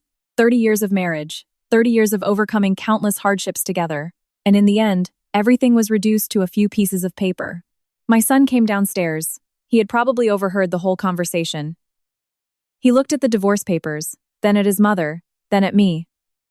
The silence dragged on for a few seconds. Finally, he spoke. "Dad, if you want a divorce, I support you." Sam, hearing that, both my wife and I were stunned. My wife cried louder. Maybe she thought her son would ask her to stay, beg his parents to reconcile, or try to save the family. But no. The boy was calmer than anyone else. He continued. "I don't want you to suffer anymore, Dad. If staying together brings nothing but pain, then separating isn't a bad thing." The room fell silent again. Those words didn't sound like they came from an 18-year-old kid. They sounded like the reflections of someone who had survived immense trauma. My son looked at his mother, his voice cracking. I still love you, Mom. You will always be my mother. But what you did was wrong, and you have to accept the consequences. Sam, my wife collapsed, sobbing uncontrollably. That was the first time since everything blew up that my son openly voiced the feelings he had kept buried. No blame, no insults. But every single word hurt more than any curse could have. He turned back to me. Dad, I only ask one thing. Whatever you decide, don't do it for us. Do it for yourself. You've lived your whole life for other people. For once, live for yourself. Sam, hearing that, my eyes burned. Maybe my son was right. For years, I always put others first. My wife first, my kids first, my family first, so much so that I forgot about myself. That night, after the kids went to their rooms, I sat alone for a long time, looking at the divorce papers, then at the woman who had walked beside me for nearly 30 years. A flood of memories hit me. The day we met, our wedding, the births of our kids, the years of poverty, the times we navigated crises together, and the recent years of agony. It all tangled together, leaving my mind in knots. The next morning, I decided not to sign. Not because I had forgiven her, and not because I was trying to cling to the past, but because I wanted to give myself time. Time to understand my own heart. Time to think things through carefully. In the following weeks, life in the house felt very strange. My wife changed entirely. Every morning, she woke up early to cook, proactively cleaned, proactively checked on the kids, proactively took care of the house. Things she used to do, but now they felt different. They carried the vibe of someone desperately trying to make amends. One time, I was driving home late in a massive downpour, and my truck broke down. When I finally got home, I was soaked to the bone. The moment I walked through the door, my wife was waiting with a dry towel in hand. Sam, that image took me back decades. When we were young and I worked late nights, she used to wait for me just like that. Some memories, no matter how much pain has happened since, are still beautiful, and you can't deny them. But the biggest surprise came from my daughter. One weekend afternoon, she and her husband came to visit. After lunch, she deliberately pulled her mother out to the backyard. They talked for a long time. When they came back inside, both their eyes were red. That night, Emily called me privately. She said, "Dad, I forgave Mom." Sam, I was completely shocked. Because the person most devastated on her wedding day was her. I asked, "How did you manage that?" She stayed quiet for a moment, then replied, "I didn't forgive her because she was right. I forgave her because I don't want to carry resentment for the rest of my life." Hearing that, I thought a lot. It's true. Forgiveness doesn't mean forgetting, nor does it mean accepting the wrong. Sometimes forgiveness is just setting yourself free. But that didn't mean everything went back to normal. The cracks were still there, the trauma was still there. It's just that everyone started learning to live with it. About 3 months later, Jacob got his college acceptance letters. That day, the family sat down for dinner in a genuinely lighter atmosphere. The boy smiled more. Emily was happier. Even I felt a bit lighter inside, thinking life was finally turning a new page. But just then, someone unexpectedly showed up. Someone I never anticipated meeting. It was Marcus's ex-wife. Sam. She personally came to my plant. And what she told me that day made me understand the complete truth about Marcus. It made me understand why his life ended the way it did. It made me understand that karma sometimes moves very slowly, but when it arrives, it spares no one. Marcus's ex-wife? What did she tell you? Yes. The stories she shared that day kept me awake for nights. Because for the first time, I saw the full picture of a life ruined by terrible choices. I'd like to hear what that woman went through too. Go ahead. Yes. Honestly, after everything that had happened, I wasn't expecting anything profound anymore. When I was young, I wanted wealth, career success, a perfect family. But after the storm, all I wanted was to wake up and know my family was safe. That was enough. But life is strange. When you stop desperately clinging to things, the good things quietly find their way back. But before that, the meeting with his ex-wife. It was close to noon. I was checking some inventory at the plant when a woman in her 60s walked in. She wore very simple clothes. Her hair was mostly gray, and her face showed years of hardship. But what caught my attention most were her eyes. They were the eyes of someone who had cried an ocean. She asked, "Are you David?" I nodded. She introduced herself. "I'm Marcus's ex-wife." Sam? I was genuinely shocked. I only knew Marcus was separated. I had never met his wife, nor had he ever talked much about his family. I invited her into my office, poured her some water, and sat across from her. Initially, we were both quiet. Neither of us knew where to start. After a while, she said, "I didn't come here to blame you, and certainly not to badmouth anyone. I just want to tell you a few things. Things I think you should know." Sam, after that sentence, a long story unfolded. A story that made me realize tragedies don't just appear out of nowhere. They are usually built from years of accumulating mistakes. She explained that when they were young, Marcus was brilliant, sharp, and highly driven. When they first married, they were incredibly happy. They were poor, held hands to build a business from the ground up, and stayed up nights worrying about bills. Hearing that, I realized their story sounded exactly like my own family's. But then everything changed. When the money started rolling in, when business boomed, when the praise multiplied, Marcus changed. First, it was the drinking. Then the long business trips. Then the affairs.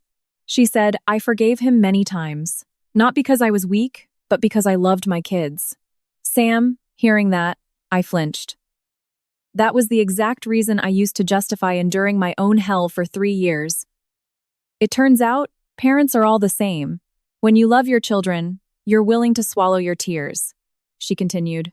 The more she forgave, the more Marcus pushed boundaries, thinking he would never have to pay the price, until the day his family finally shattered.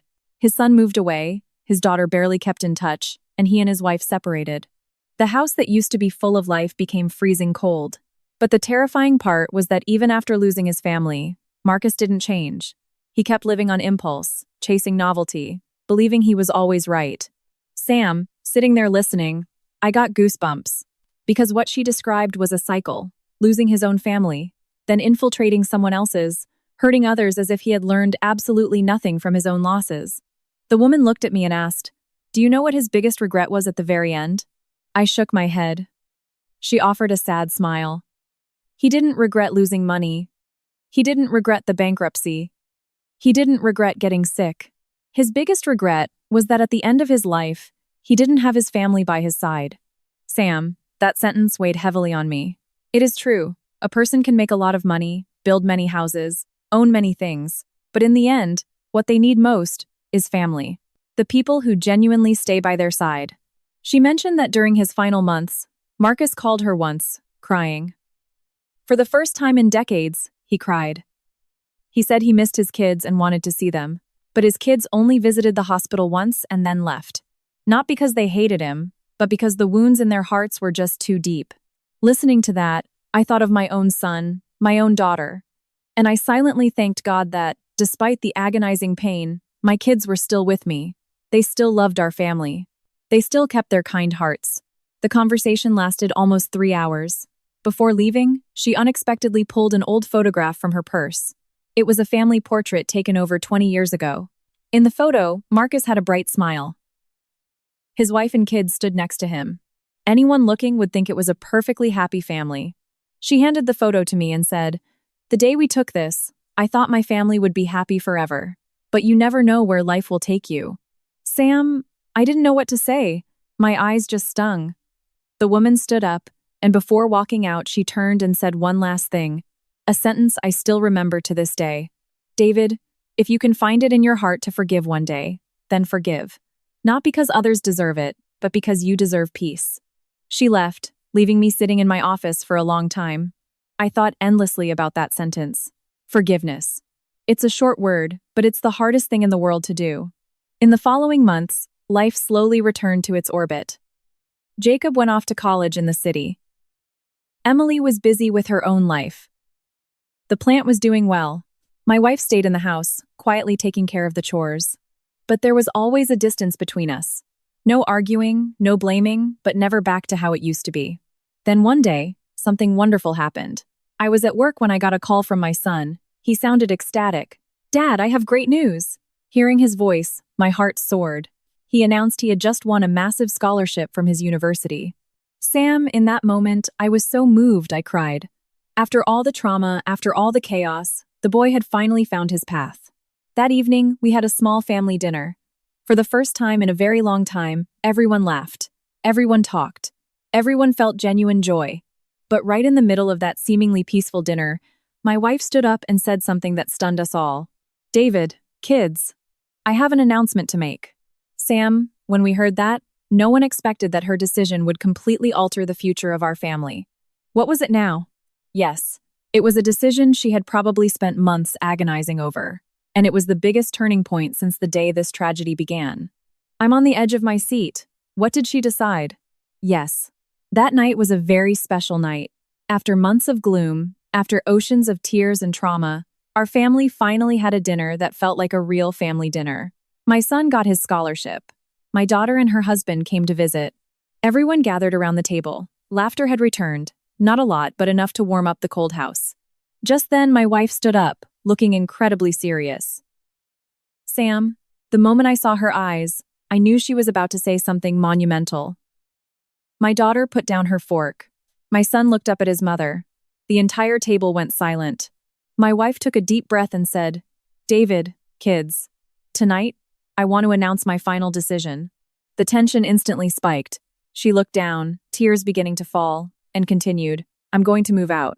Sam, the entire table froze. No one saw that coming. Even I was shocked. Because over the past few months, despite the distance between us, she had never once mentioned leaving. My daughter quickly asked, Mom, what are you talking about? My wife wiped her tears and said, I've thought about this for a long time. I know the damage I caused is too immense. I don't want you all to keep feeling awkward around me. I'm going to move out so your father and you kids can have some peace. Hearing that, Emily started crying. Jacob sat completely stunned, and I just sat there in silence, because my mind was a mess. On one hand, I understood why she felt that way. After everything, she probably felt she no longer deserved to stay. But on the other hand, 30 years under the same roof, you don't just cut that tie. Whether there's love or hate, forgiveness or not, a huge part of our lives was permanently woven together. My wife continued, I'm going to sell the condo that's in my name. All the money will go to the kids. The money I took from our family, I will do everything in my power to pay it back. Sam, no one could speak. For the first time, everyone felt true resolve radiating from her. No more promises, no more tears, no more excuses. Just action. Suddenly, my son stood up. He walked right up to his mother. Do you know? In that moment, both Emily and I held our breath. Because since the fallout, the boy had never voluntarily approached his mother. But this time, he stood in front of her for a long time. Then he said, Mom, I'm still angry with you. My wife burst into tears. Jacob continued, I don't know how long it will take me to forget what happened, but I don't want you to leave this house. Sam, hearing that, my wife's tears flowed like rain. It was probably the last thing she ever expected. After all the destruction she caused, the child who was hurt the most still wanted her to stay. Jacob choked up. I don't want to lose my family a second time. The first time was when it all happened. The second time would be if you walk out that door. The room was dead silent. My daughter started crying too. She walked over and hugged her mom. Whatever happens between you and Dad is between you and Dad. But you are still our mom. Sam, watching my wife and 2 kids hug and cry, I couldn't hold back my own tears. Family is the strangest thing in the world. It can be damaged, it can crack, but it is incredibly hard to completely erase. No one ate another bite that night. We just sat and talked. For the first time in years, we spoke to each other with absolute honesty. No hiding, no dodging, no fear. My wife talked about her months of guilt. My daughter talked about the shock at her wedding. My son talked about his sleepless nights. And I, for the first time, voiced all the pain I had hidden for 3 years. It was almost midnight when everyone finally went to their rooms. I stayed out on the porch, looking up at the sky. My heart felt significantly lighter. Not because everything was solved, but because the truth was finally spoken aloud. The wounds were finally acknowledged. That is always the first step toward healing. In the weeks that followed, my wife didn't mention moving out again. But she started doing something very special. Every weekend, she went to a local youth shelter for kids from troubled backgrounds. Initially, she just volunteered cooking, cleaning, taking care of the kids. Then she started spending more and more time there, sometimes from dawn till dusk. Emily asked, Mom, are you doing this to make amends? My wife just offered a sad smile. I can't make amends for what I did. I just want to do something useful with the rest of my life. Sam, hearing that made my heart soften. For the first time in a long time, She wasn't living for fleeting emotions. She wasn't chasing superficial thrills. She was learning to live with responsibility. One day, the director of the shelter called me. He had no idea about our family issues. He just casually mentioned, "Your wife is a wonderful woman. She comes in even when it's pouring rain. She's funded programs for the kids out of pocket, but refuses to let us put her name on anything." Sam, hearing that sparked a very strange emotion in me. It wasn't the romantic love from before. It wasn't total forgiveness either. It felt like watching someone genuinely transform, trying to fix their mistakes through action. Time flew by. Rainy seasons passed. Winters came. My son excelled in college. My daughter was expecting her first child. Our family gradually welcomed new joys. Then one morning, my daughter called. Her voice was shaking. "Dad, I'm going into labor." Sam, in that moment, for the first time in years, I felt a complete, pure happiness returning. Our family was about to welcome a new member, a new life, a new beginning. But no one expected that the day my grandchild was born would be the day an event occurred that made everyone cry. And the person at the center of it was my wife. Oh my, what happened on the day the baby was born? Yes, that was the moment I realized that while some mistakes can never be erased, with genuine sincerity, a person can slowly piece back together hearts that were once broken. My heart feels a bit lighter hearing this. Please tell us. Yes. The day my daughter went into labor, the whole family was on edge. Early that morning, my son-in-law called. He sounded excited but nervous. "Dad, the doctor says the baby is coming today." I dropped everything at work and rushed to the hospital. On the drive there, I felt incredibly nostalgic. It felt like just yesterday she was holding my hand learning to walk, or riding on the back of my bike to school. Now, she was about to be a mother. When I arrived at the maternity ward, the whole family was there. My son-in-law was pacing the hall. Jacob had taken a bus down from the city.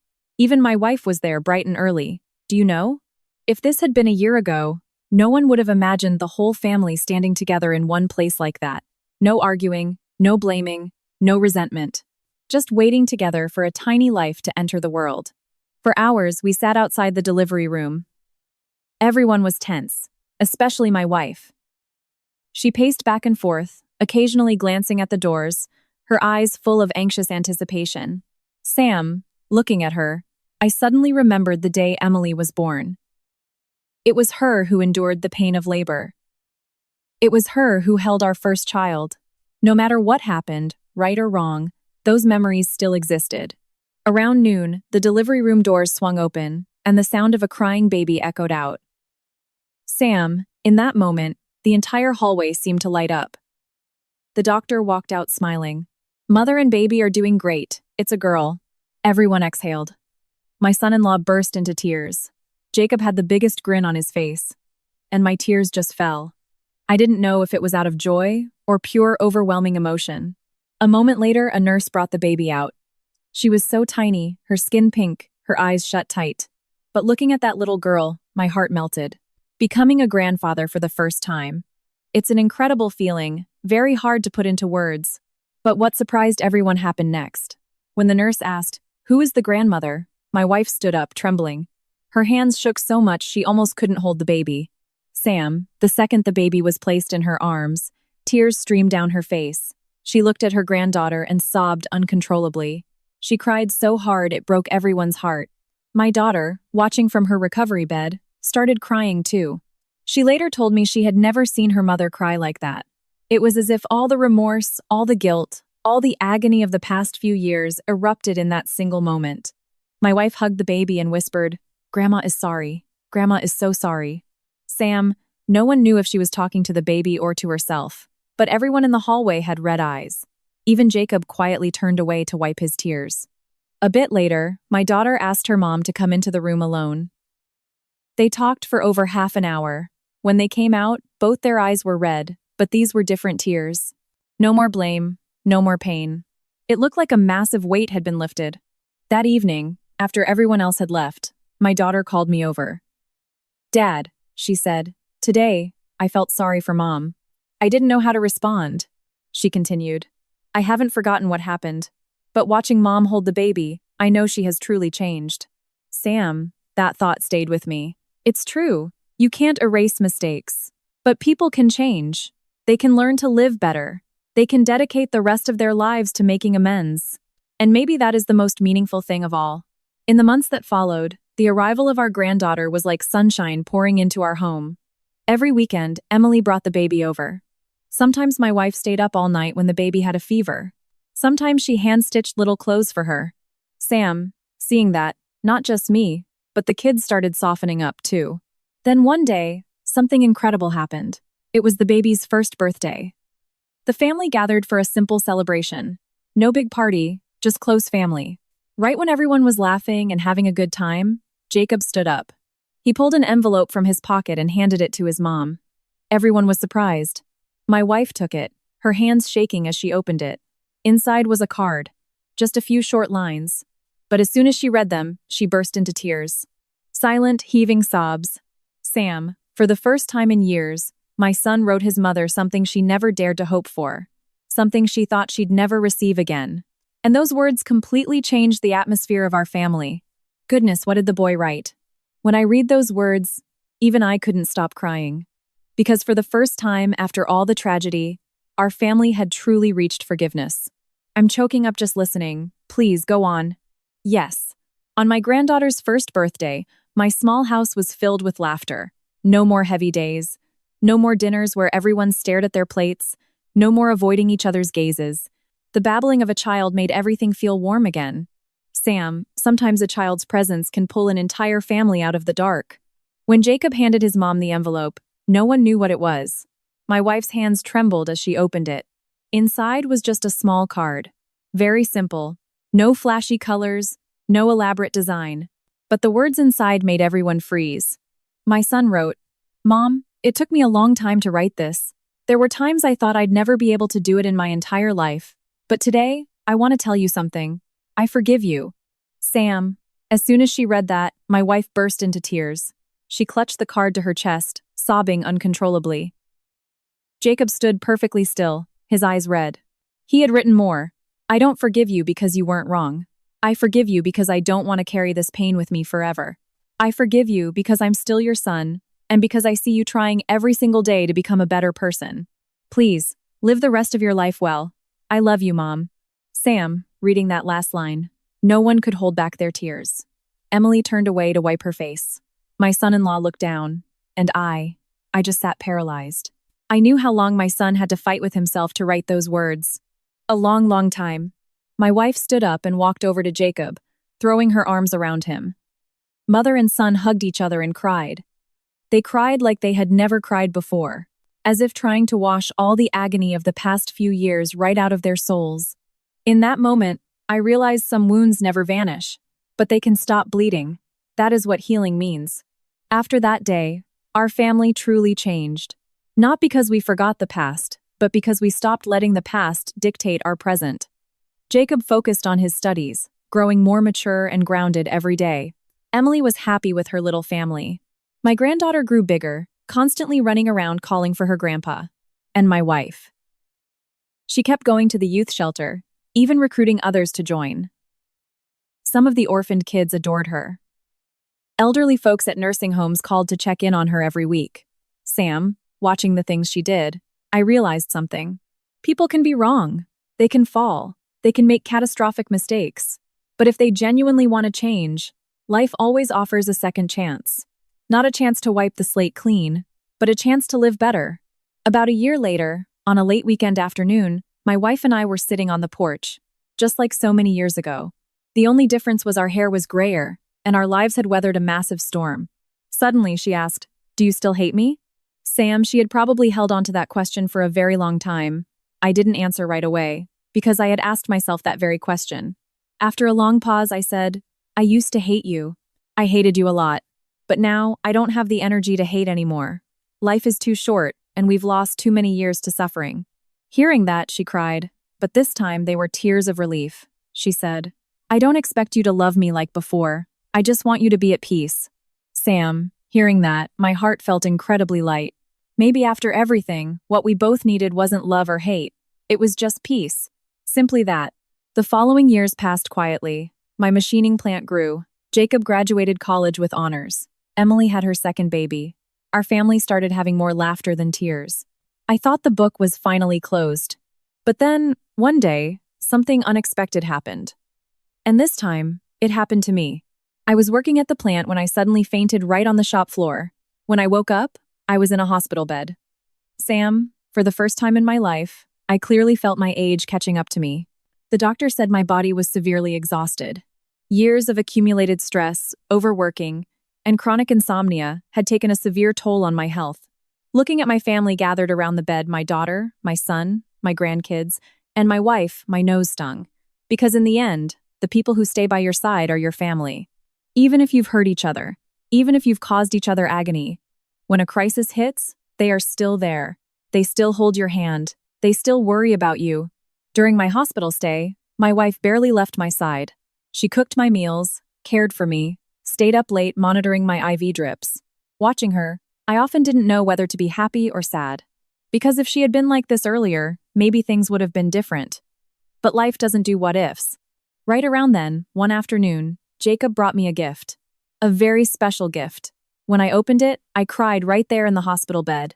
What was the gift that made you so emotional? Yes, it was a gift that I will probably never forget for the rest of my life. Because it contained everything I had sacrificed over the years. I'm on the edge of my seat again. Please, go on. Yes, my time in the hospital gave me a chance to look back on my entire life. Decades of hustling, decades of labor, decades of providing for my family. It's not until you're lying in a hospital bed that you realize how precious health is. It was a sunny afternoon, light streaming through the hospital window. Emily had just taken the grandkids home. My wife went down to the cafeteria to get some soup. It was just me and Jacob in the room. He walked in holding a brown box. He smiled. Dad, I got a present for you. Sam, I even joked, I'm in the hospital. What do I need presents for? But he didn't say anything, just set the box on the tray table and told me to open it. I took the lid off. Inside was a thick, dark blue notebook. Very plain. When I flipped to the first page, I saw handwritten words, "To the greatest father in the world." Sam, just reading that line made my eyes water. But what followed moved me even more. It was a journal. Not my journal, but my son's. Years of entries, from when he was in high school all the way through college graduation. The first page noted the day he discovered his mom's affair. Sam, every word pulled me back to those agonizing years. He wrote, "Today I found out a secret. I don't know what to do. I feel so bad for Dad. I want to tell him, but I'm scared he'll be hurt." My hands started shaking. I flipped to other pages. There were entries about his sleepless nights. Entries about watching me sit alone on the porch. Some pages had just one sentence. "Dad smiled today, but I know he's sad." Sam, as I read, tears fell without me realizing it. All those years, I thought I was the one silently enduring everything. But it turned out, my son had been silently observing it all, silently hurting with me, silently growing up inside that trauma. Then, in the later pages, the mood shifted. Entries from when he got into college. Entries from when he won his scholarship. Entries about watching the family slowly reconcile. And near the end of the journal, there was a passage that made me sob. He wrote, "I used to think our family was over. But Dad taught me something. A strong person isn't someone who doesn't feel pain. It's someone who feels the pain but still chooses to do the right thing." Sam, reading that, I had to close the notebook. I couldn't read anymore. Jacob sat next to me, his eyes red. He said, "Dad, I didn't understand before. I used to think you were weak. Why didn't you speak up when you knew? Why did you endure it when it hurt? But now I get it. You weren't weak. You were trying to protect us." Hearing those words, I couldn't stop the tears. After all these years, that was probably the greatest gift of my life. Not money, not a house, but feeling understood by my own child. But the gift didn't end there. On the very last page, Jacob had glued a photograph, a recent family photo. Emily smiling, her husband smiling, the grandkids smiling, my wife smiling, and me smiling. Underneath the photo, he wrote, "Our family isn't perfect, but I'm still proud to have been born into it." Sam, I cried like a baby. Because after everything, my biggest fear wasn't losing my wife, or my money, or my pride. My biggest fear was my kids losing faith and family. But in the end, that didn't happen. In the days that followed, my health steadily improved. The doctor discharged me, and the whole family came to pick me up. Walking out of the hospital, looking up at the blue sky, I felt like I had just walked out of a very long storm, a storm that lasted for years. And finally, I could see the light. I thought life would just stay peaceful like that. But a few months later, something else happened. Not a painful crisis, not a tragedy, but an event that surprised us all. My wife received a civic award from the city for her contributions to local charity work. Sam, when her name was called, she stood dead in her tracks, then broke down crying right on stage. The person who had once caused our family so much agony was now being recognized for doing good.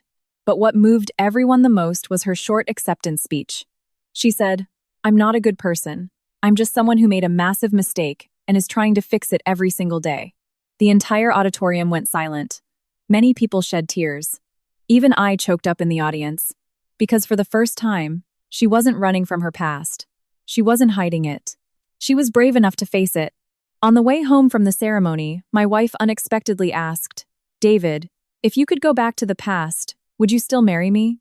Sam, that question made me think for a long, long time. And my answer that day made her cry right there in the car. What did you tell her? Yes, it was the most honest answer I had given in all the years since the crisis. I really want to hear that answer too, please. Yes. After the award ceremony, it was already getting dark. The roads weren't too busy. My wife and I were driving slowly, just like we did so many years ago when we were young. The only difference was our graying hair and the hurricane we had survived. When she asked if I would still marry her, I genuinely stayed silent for a long time. Not because I didn't have an answer, but because the question was so massive. It contained 30 years of life. Happiness, suffering, tears, sacrifices, and wounds that never fully disappear. Sam, if this were a few years ago, I might have answered differently. But in that moment, after everything we had been through, all I felt was profound serenity. After a long pause, I finally said, "Yes." My wife looked at me, her eyes wide. She probably didn't expect to hear that. I continued, "I would still marry you, because without you, I wouldn't have the two amazing kids I have today. I wouldn't have my beautiful grandkids. I wouldn't have so many beautiful memories in my life." Sam, tears started rolling down her face, but I kept talking. "I don't deny what you did, and I haven't forgotten what happened. But if I erased it all, the good things would be erased too. So I choose to remember both, the happy days and the painful ones, to remind myself that people are not perfect." Hearing that, my wife wept. She cried for a long time. It was probably the first time in years she felt true peace. Not because she was completely absolved, but because we had both finally learned how to face the past. After that day, our family entered a completely different chapter. No more heavy conversations, no more avoiding eye contact. Things became more natural. Jacob graduated and got hired by a major corporation. The day he got his official offer, he called me, sounding as giddy as a kid. "Dad, I did it!" Sam, I was at the plant when I heard that, and tears just welled up. Some joys are so simple, but they are worth more than anything. Emily was thriving with her own family. My grandkids were growing up healthy, running around the yard every time they visited. The sound of their laughter echoed everywhere. Sounds I once thought I'd never hear again. One weekend afternoon, the family was having dinner. Jacob suddenly said, "Dad, I have an announcement." Sam, hearing his tone, I knew it was good news. Sure enough, he smiled and said, "I'm getting married." The whole house erupted. Emily cheered, my son-in-law laughed, the grandkids clapped without understanding what was going on. And my wife was so moved, she cried. You know, watching that, I remembered Emily's wedding. I remembered the day our family was drowning in misery. But this time was different. No secrets, no lies, no dark shadows lurking in the background. Just pure, genuine joy. The months spent prepping for Jacob's wedding were wonderful. The whole family pitched in, planning and organizing. Jacob even joked, "Dad, you better not be as stressed out as you were at Emily's wedding." We all laughed. A very light laugh, but one carrying so much emotion. The wedding day arrived. Sam, seeing my son in a tuxedo standing on the stage, I remembered when he was little. I remembered driving him to school, sitting on the porch talking with him, and those nights he cried over our family. And now, he was a mature man. He had a career, responsibilities, and his own family. During the reception, Jacob took the microphone. He said, "Today, I want to thank someone." Everyone assumed he was going to thank the bride. But no. He looked down at me and said, I want to thank my dad. Sam, the entire room went silent. He continued. There are things I've never said, but today I want to say that I'm proud to be your son. If it weren't for you, I wouldn't know what responsibility is. I wouldn't know what grace is. I wouldn't know how to love a family. Hearing that, I choked up. I couldn't speak. In a lifetime of being a father, that was the ultimate reward. But he wasn't done. He turned to his mother and said, And I want to thank my mom. Thank you for being brave enough to change. Thank you for not giving up. Sam, my wife, burst into tears right there.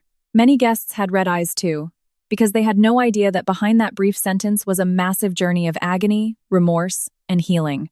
The wedding ended in pure joy. No crises, no tears of trauma, only tears of happiness. When I got back home after the reception, looking at the quiet living room, I sighed. Another chapter had closed. Both my kids had their own families, my grandkids were growing up, and life seemed to be turning a new page. And during that time, something unexpected happened. Something that made me realize that karma doesn't just come for those who do wrong. It also rewards those who live with kindness. And this time, it was a gift God gave our family after years of storms. Hearing this makes my heart so much lighter. What was the gift, David? Yes, it was something I never ever thought I would receive in my lifetime. I feel like I've walked a very long road with you. Please, tell us. Yes, honestly, after everything that happened, I didn't ask for anything grand anymore. When I was young, I wanted to be rich, successful, have a flawless family. But after the hurricane, I just wanted to wake up and see my loved ones safe. That was it. But life works in mysterious ways. When you stop desperately grasping at things, good things quietly find you. About 2 years after my son's wedding, my machining plant landed a massive contract, the biggest one ever. At first, I was worried because I was getting older and my health wasn't what it used to be. But Jacob said, Dad, don't worry. I'll help you run it.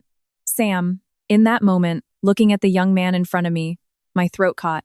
The boy who used to hide in his room crying over a broken home was now a man standing beside his father, shouldering the business and the responsibility. The project was a huge success. It didn't just grow the company, it created jobs for a lot of local workers. On the day we signed the final paperwork, my son stood next to me. We shook hands. Neither of us said a word, but we both knew it was the result of years of hard work, years of overcoming pain. But the greatest gift God gave our family wasn't money. It was something that happened over the Thanksgiving holiday that year. That Thanksgiving was incredibly special. For the first time in years, the whole house was packed. Emily, her husband, their 2 kids, Jacob, his wife, and their newborn. Everyone was crammed into the house. Kids laughing everywhere, adults chatting, the kitchen bustling. Watching that scene, I couldn't help but remember Emily's wedding. The screams, the agonizing stares, the secrets laid bare. If someone had told me back then that we'd have a Thanksgiving like this, I probably wouldn't have believed them. But it happened. On Thanksgiving night, after the kids were asleep, the adults sat out on the porch with some cider. The air was crisp. My daughter suddenly pulled out her phone and cast a video to the TV.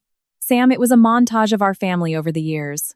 Old photos, when the kids were little, vacations, birthdays, weddings, and the newest pictures. Everything flashed across the screen. We all sat in silence. At the end of the video, a line of text appeared. Family isn't where no mistakes happen, it's where people choose to stay after they do. Sam, no one could hold back their tears. Even my son-in-law and daughter-in-law got emotional. Emily cried, Jacob cried, my wife cried. And I just looked at the loved ones in front of me and silently thanked life. Thanked it for not letting me give up. Thanked it for letting me endure the darkest days. Thanked it because my kids grew up to be decent people. Thanked it because our family was still here. After that, everyone went to bed. Only my wife and I remained on the porch. Just like so many times before, but this time was different. No distance, no heavy air, no unanswered questions. My wife looked up at the night sky and softly said, David, thank you. I asked, for what? She smiled. Thank you for not destroying me back then.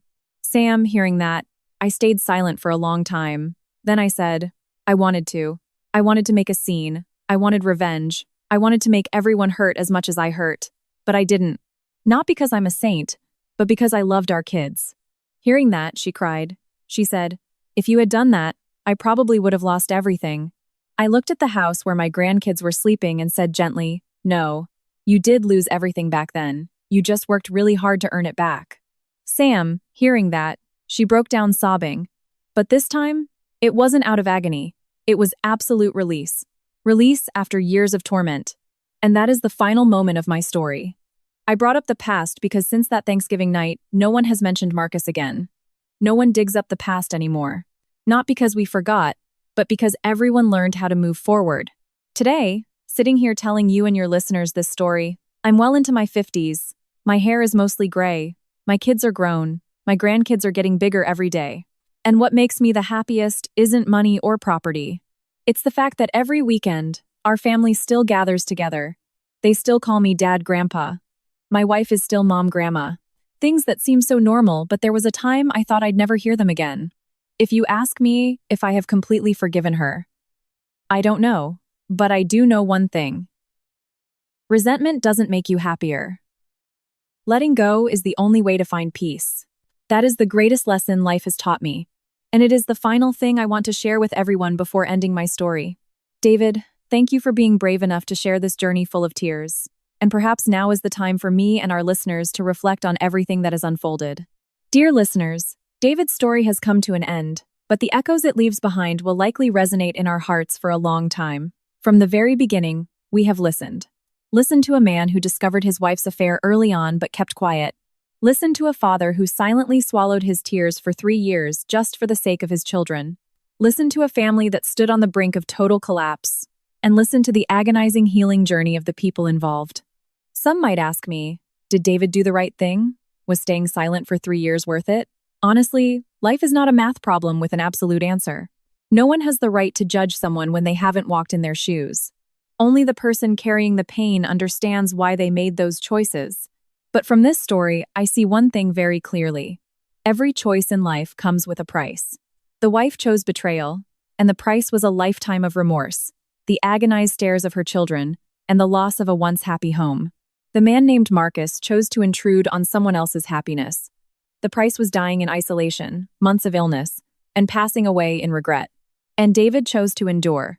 The price was 3 years of misery, sleepless nights, failing health, and tears no one ever saw. You see, karma doesn't always come like a lightning strike or a sudden disaster. Often, karma is the very emotions we are forced to carry every single day. A person living a lie might still smile, still eat well, still sleep soundly for a while. But deep down, they know they owe the world an explanation. They owe their conscience an answer. And sooner or later, that debt must be paid. There's a saying I love. 3 things cannot be long hidden: the sun, the moon, and the truth. In this story, 3 years is a very long time, but eventually, the truth surfaced. It surfaced on his daughter's wedding day. It surfaced in front of everyone, because the truth might arrive late, but it rarely misses the appointment. What made me think the most wasn't the affair itself, but the children. Did you notice? The adults make the mistakes, but the ones who hurt the most are often the kids. A daughter crying on her wedding day. A son carrying trauma for years. They didn't create the sin, yet they had to bear the consequences of it. So, to anyone who is a parent, please remember, every decision we make doesn't just affect us. It impacts our children's future. An angry word, a selfish act, a moment of weakness can cost an entire generation their tears. But alongside the pain, this story shows us the power of forgiveness. Forgiveness is not forgetting. Forgiveness is not pretending nothing happened. Forgiveness is certainly not accepting the wrong. Forgiveness is when you no longer want to be a prisoner of the past. Forgiveness is when you decide to set down the heavy burden so you can walk forward. David's son did that. His daughter did that. And finally, David himself did that. Because holding on to resentment is like drinking poison and expecting the other person to die. The first person who gets hurt is always yourself. Dear listeners, some might ask if a cheater deserves to be forgiven. I think the better question is, do you want to spend the rest of your life living in resentment? Forgiveness is not a gift for the person who did wrong. It is a gift for your own heart. However, forgiveness does not mean enabling. Love does not mean being blind. Trust does not mean losing your reason. In a marriage, the most valuable thing isn't money, beauty, or status. It is loyalty. Because money can be earned back, status can be rebuilt, but once trust is broken, it is incredibly hard to restore perfectly. A cracked glass can be glued back together, but it will never be the same as it was. So, to those who have a family, please cherish the person lying next to you every night. Cherish the person who went through the hard times with you. Don't wait until you've lost them to understand the value of their presence. Don't wait until your hair is gray to regret the years you let slip away. I also want to speak to anyone carrying a pain like David's. Maybe today you feel betrayed, hurt, and think life is completely unfair. But please, do not despair. No matter how massive the storm, it will pass. No matter how long the night, the sun will rise. The important thing is not to let the pain turn you into a different person. Don't hurt others just because you were hurt. Don't lose your kindness just because you were betrayed. Your character is not defined by how others treat you, but by how you choose to react. Looking back at the whole story, I think the most beautiful part isn't that the wrongdoer faced karma, or that the right person was rewarded. It's that a family thought to be shattered learned how to heal. A wife who knew how to repent. A husband who knew how to let go. Children who knew how to forgive. That is the most precious thing of all, and that is the most beautiful karma. Karma isn't just punishment. It is an opportunity for people to wake up, to fix their mistakes, to become better. If we know when to stop, when to turn back, and how to live with kindness today, there is still hope for tomorrow. I hope that after hearing this story, every one of us will love our families a little more, cherish our partners a little more, spend a little more time with our children, and live in a way that, when we look back, we never have to say what if. Because in this world, no one stays young forever, no one lives forever, and money is just a worldly possession. What remains at the very end is family. The people willing to hold our hand when things are hardest.